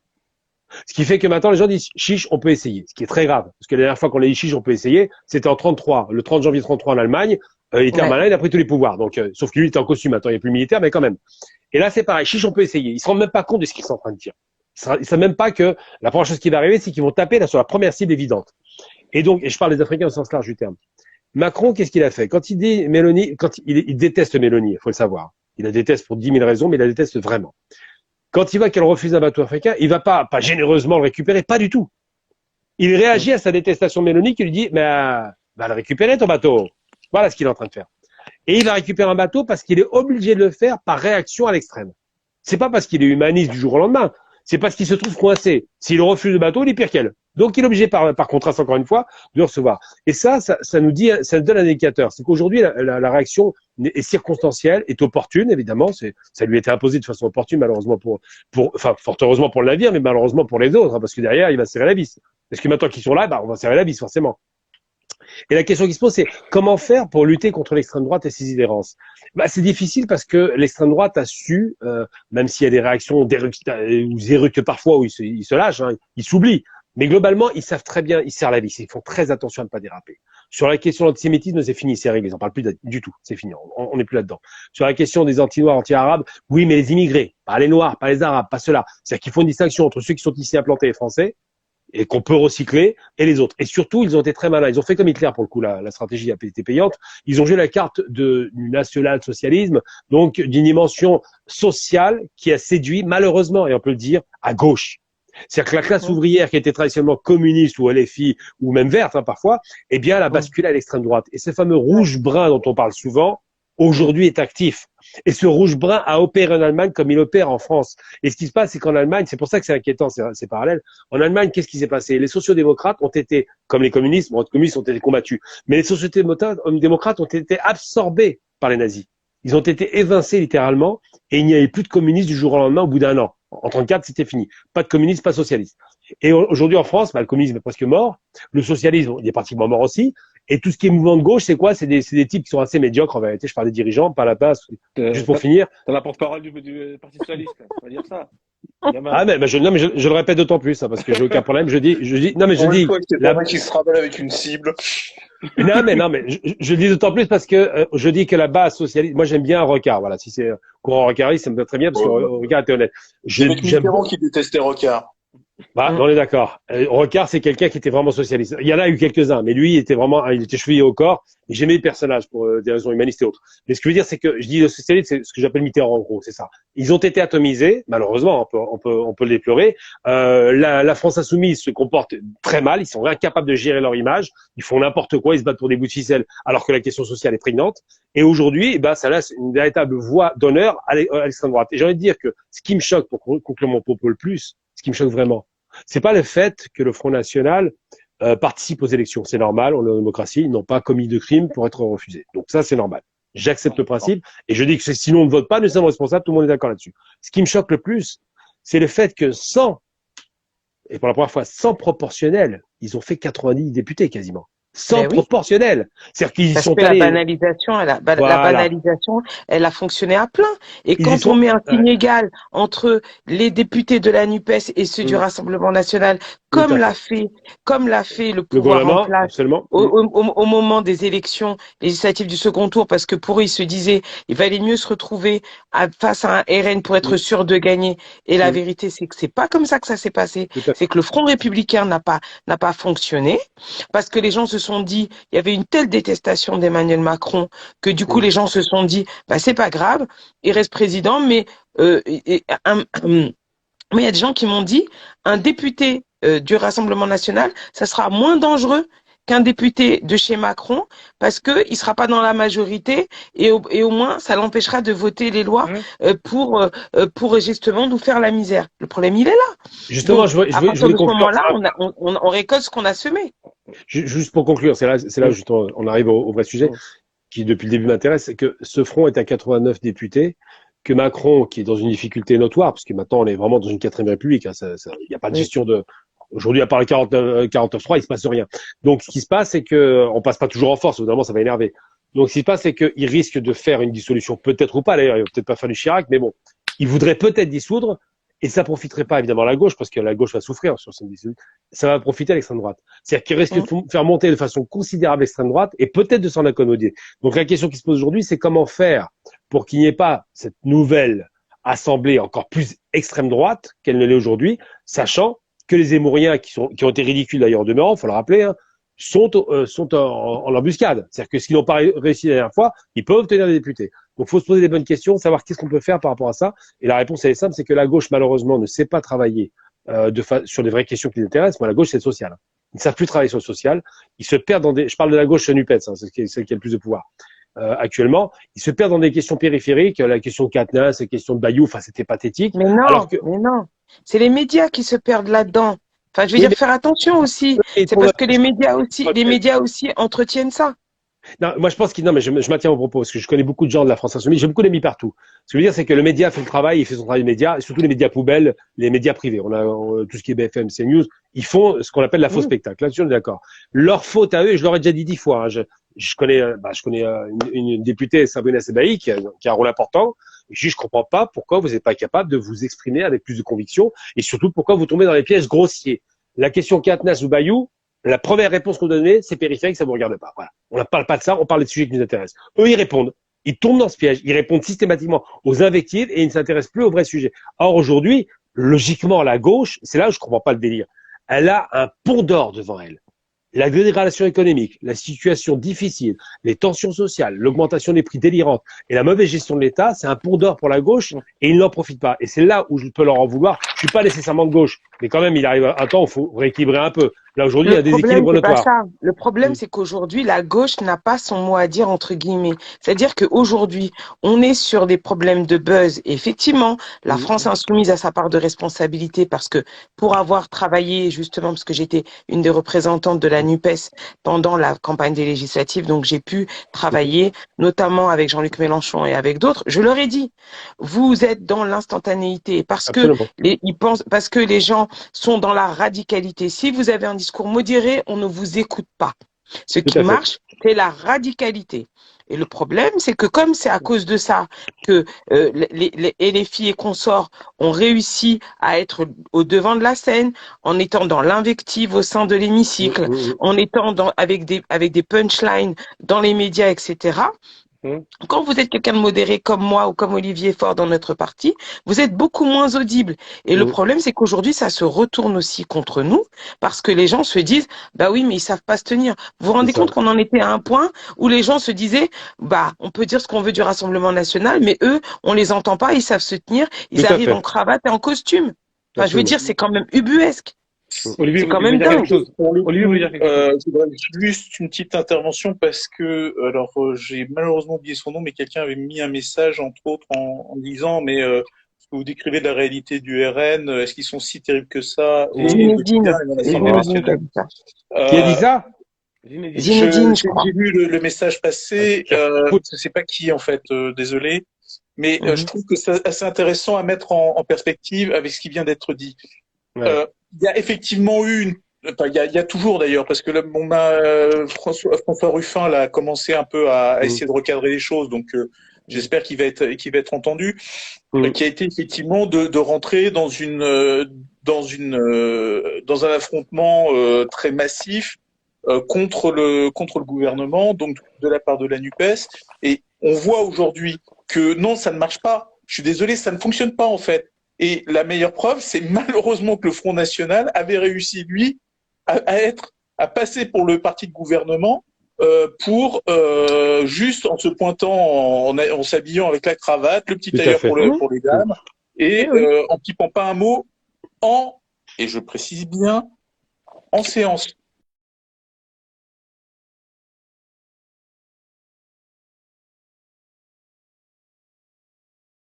De commission, c'est pas non plus le truc le plus fun de la terre. On se rend compte que non, enfin, ils ont juste remis c'est un village Potankin, hein, ils ont mis une belle couverture, c'est très joli, Exactement. mais le travail Mm. en commission, ça reste de la bonne grosse extrême droite telle qu'on peut Mm. s'imaginer. Là-dessus, il y a Ouais, c'est clair. aucun Mm, rêve.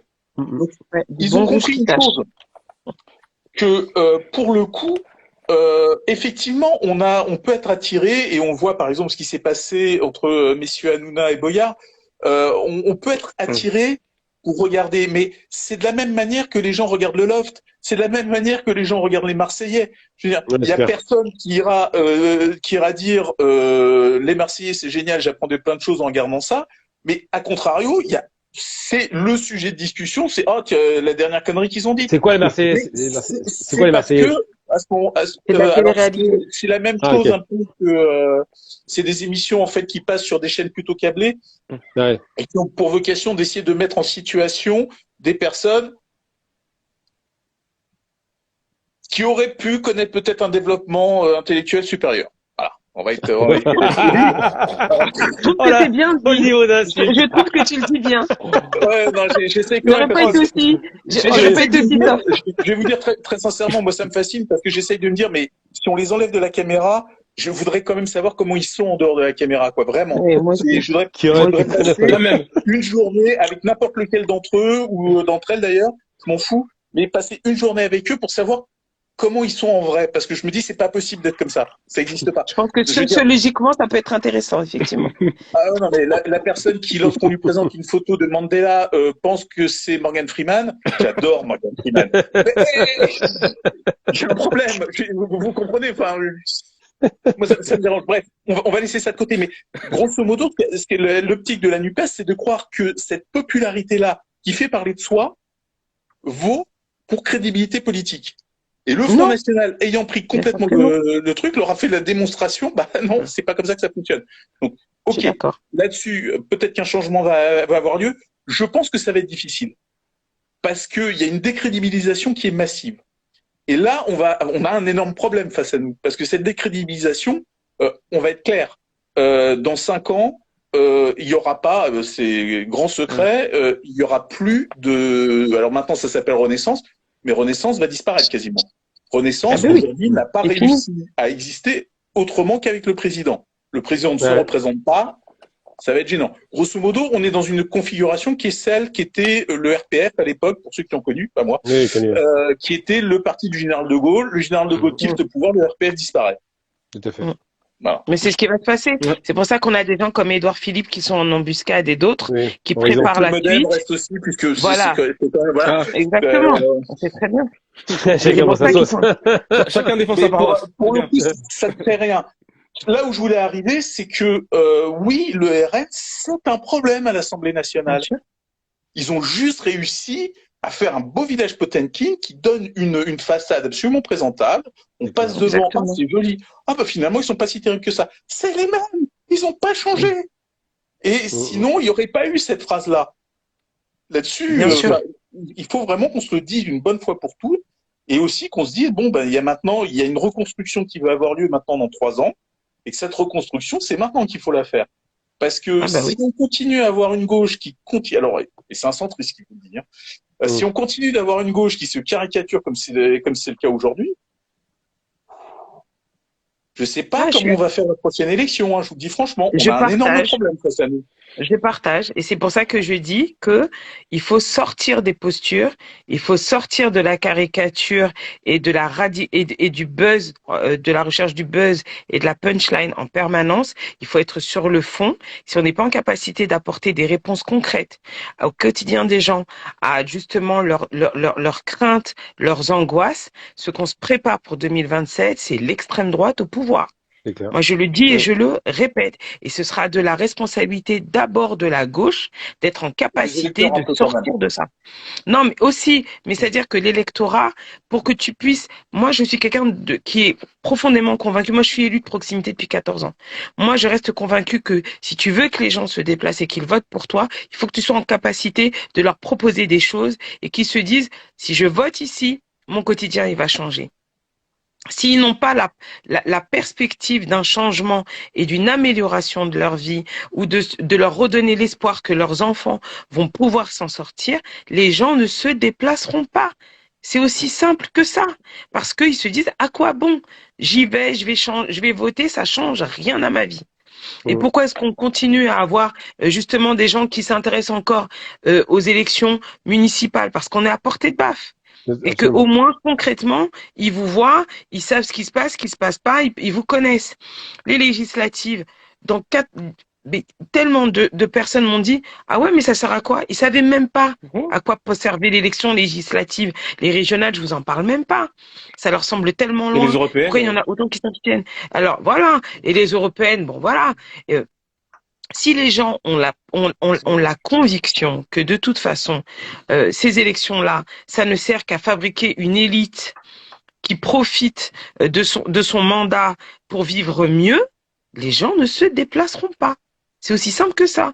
Donc je pense que il faut qu'il y ait une prise de conscience majeure à gauche et des républicains en général pour empêcher l'extrême droite d'arriver au pouvoir dans notre pays. Et si on ne fait pas ça dans les années, enfin déjà dans les mois qui viennent, si on n'opère pas un changement vraiment à 180 degrés pour dire bon voilà, on s'est trompé, mais là on se rend compte que l'urgence c'est de sauver notre pays et de préserver nos concitoyens et nos concitoyennes, et ben on va dans le mur. On va dans le mur.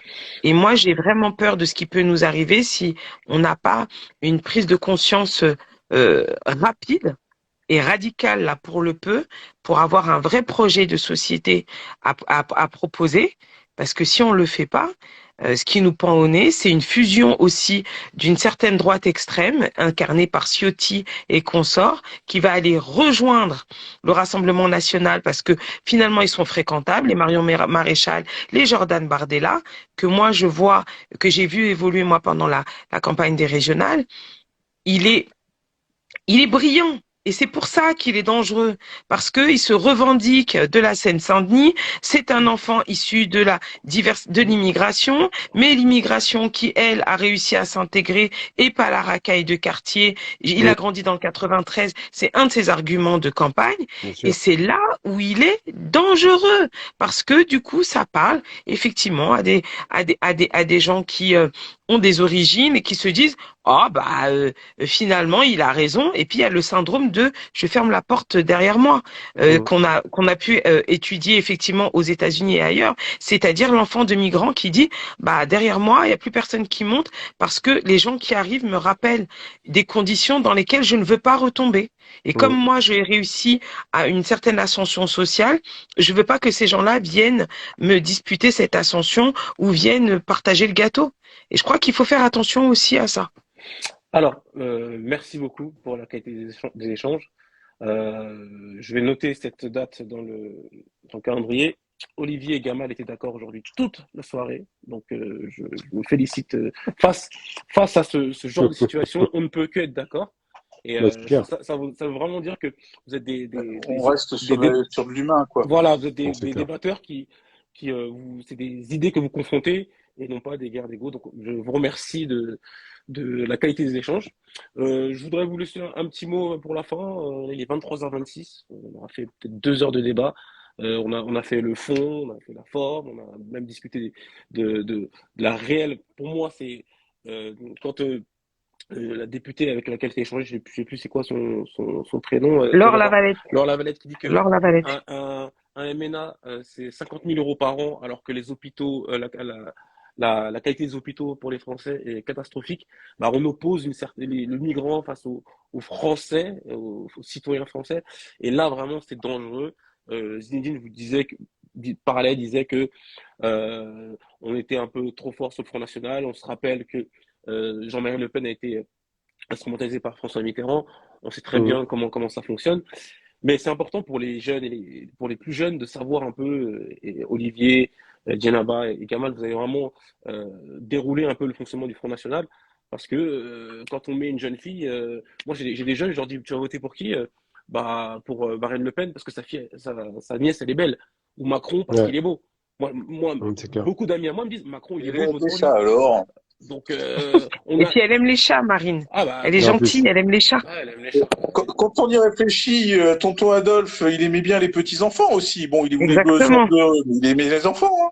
il Les aimait les chiens chiens, les aussi. bergers allemands, c'est bon. Ouais. Ouais. Ouais. Moi, Sa chienne je blonde. crois je crois que sincèrement, pour conclure, Oui. si vous permettez, je crois qu'il faudra, en tout cas pour ce qui me concerne, je crois qu'il faut que ça montre qu'il y a un vrai problème en termes d'éducation à la citoyenneté. Moi, je suis prof d'histoire et je crois qu'aujourd'hui, notre jeunesse, elle est tellement bloquée pour certains dans les réseaux sociaux, la télévision, etc., que elle a pas cette culture générale qu'on a pu avoir nous dans les années 80 où on avait quand même pas mal d'éléments qui nous parvenaient, il y avait beaucoup d'éducation populaire, etc., qui faisait qu'on avait quand même une certaine conscience citoyenne.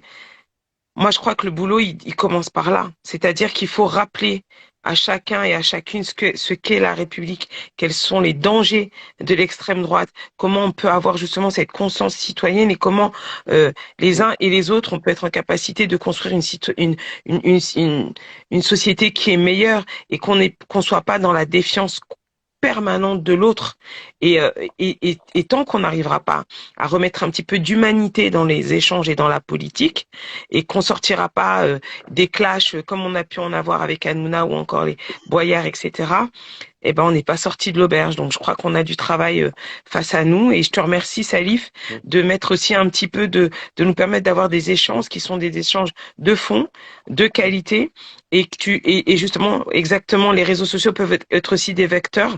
Je suis d'accord avec toi Sabrina, mais quand ils sont utilisés à bon escient, comme le fait Salif, quand on prend le temps justement de pouvoir discuter du fond. Et ça demande vraiment du temps. Et donc, par exemple, 2 heures de débat et pas 15 minutes avec 2 ou 3 punchlines à placer dans un débat. En tout cas, merci pour ça. Et merci à Djeneba qui avait dit qu'elle devait partir à 22h. Oui, mais je me suis laissé Et entraîner par 22h30, bon, ça veut dire que. Merci encore. Bah, Djeneba, Ouais. Djeneba. Oui, Donc, je suis pas du tout socialiste parce que j'ai une détestation de Mitterrand historique et j'ai des raisons personnelles et d'accord. familiales de le vomir. C'était un criminel, donc franchement, aucune J'entends, sympathie. Voilà. Mais en j'entends. revanche, je suis social, c'est-à-dire que la dimension sociale m'intéresse. C'est pour ça que même Chirac avait une dimension sociale qui n'était pas inintéressante. Bien sûr. en dépit du fait que il était entouré de vrais crapules. Hein, je vais pas te donner les noms, ça va pas faire plaisir. Mais j'allais dire un truc. Bon, déjà, tu seras la bienvenue. On va se tutoyer, mais tu seras la bienvenue à la radio. On t'invite quand tu veux. Hein. Donc, tu vois avec Salif, comme ça, on pourra te faire une petite spéciale hein, pour défendre un peu ta paroisse. Ensuite, j'ai envie de dire, et puis au-delà de ça, hein, les questions qui nous intéressent sur ces fameux malheureux qui sont traités comme du bétail. Ensuite, il y a un point sur lequel quand même je vais mettre une nuance sur, d'abord sur Trump. C'est pas un type d'extrême droite. C'est vrai que c'est dur à entendre. Trump est un tordu. Il n'y a aucun problème. Il est imbuvable. C'est un isolationniste qui pense qu'à la thune. Donc c'est un type qui est totalement dans une perspective qui n'est pas la nôtre, évidemment. C'est pas Bolsonaro. Bolsonaro était une calamité au Brésil et Dieu merci, il a été chassé du pouvoir proprement parce qu'il a quand même fait beaucoup de dégâts. Je parle même pas d'Amazonie, mais au niveau social. Attendons le mois de janvier. Attendons le mois de janvier. Alors que Trump, par contre, il y a eu des coups d'État au Brésil. Hein. Oui, j'espère que non. Mais Trump, par contre, c'est un isolationniste qui aime le business. Il est obsédé par la thune, c'est vrai, par l'Amérique. Et bon, sa fille est mariée avec un juif. Il a été élu par beaucoup de latinos et de noirs. Enfin, c'est quelqu'un qui sait utiliser le discours, un discours ultranationaliste, c'est vrai, mais j'appellerais pas ça vraiment l'extrême droite. Ça se rapproche, mais c'est pas tout à fait ça. Donc, je reste mesuré sur le personnage que je n'aime pas pour autant. Hein. C'est pas pour, je fais pas je dresse pas des lauriers. Mais par contre, il y a une chose qui est certaine par rapport à ces questions, c'est qu'il y a eu un débat récemment qui était intéressant sur l'affaire. Alors moi, je regarde pas du tout Hanouna parce que j'ai beaucoup de mal avec le personnage.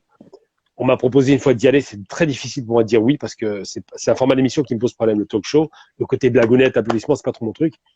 Mais Boyer est intéressant parce qu'il a été très très malin, 22 ans, franchement chapeau, parce qu'il a vraiment piqué et repiqué de façon presque taquine et vicieuse Hanouna là où ça faisait mal, et Hanouna est tombé dans le piège les deux pieds dedans.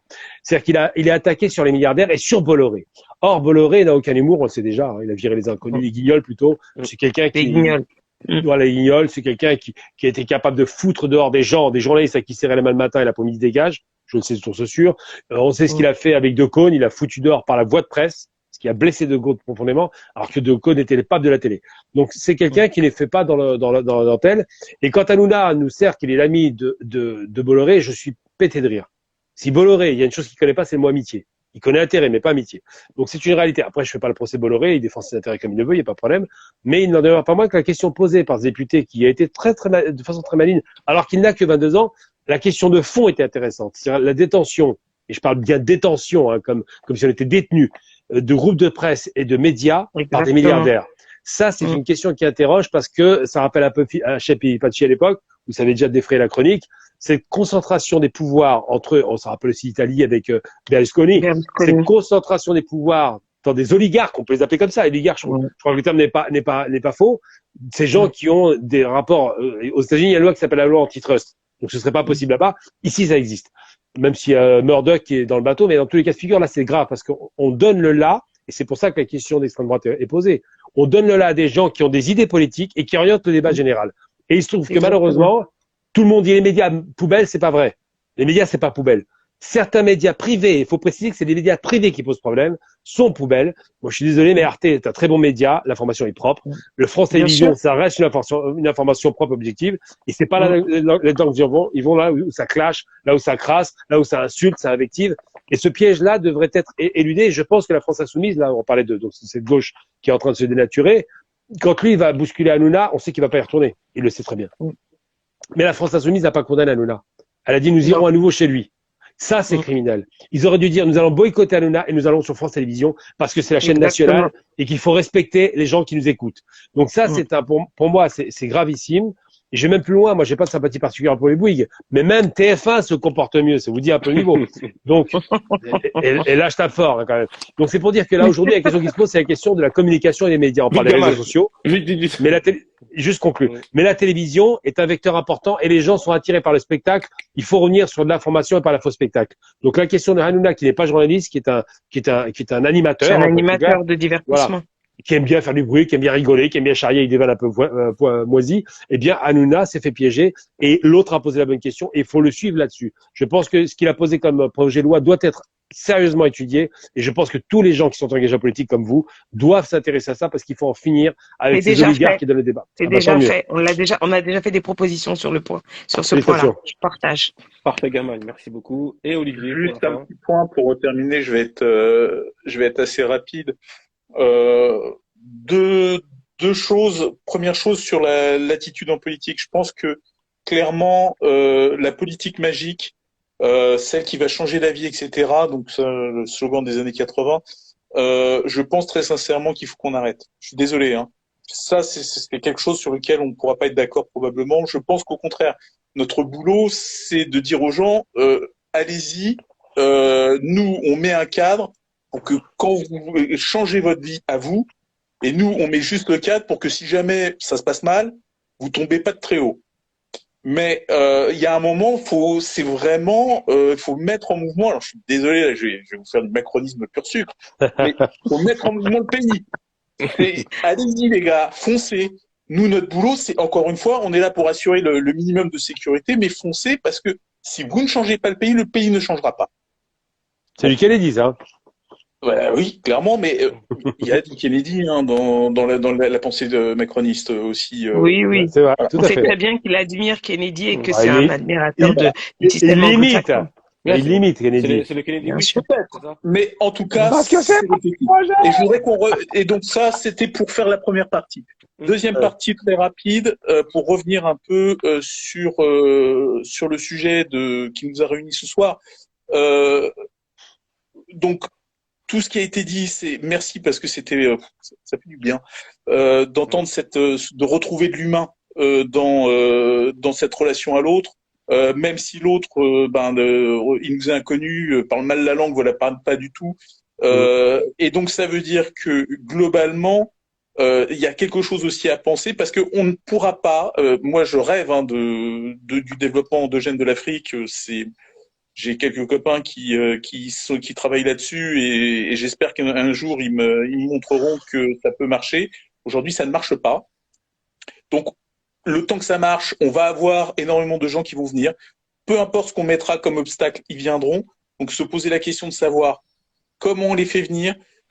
On n'a pas osé faire les hotspots, c'est une connerie, je le dis très franchement.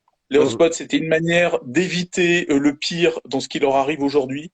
Donc c'était une première solution et une deuxième chose parce que ça aujourd'hui quoi qu'on en dise on ne le fait pas, c'est retravailler la manière dont on accueille les gens.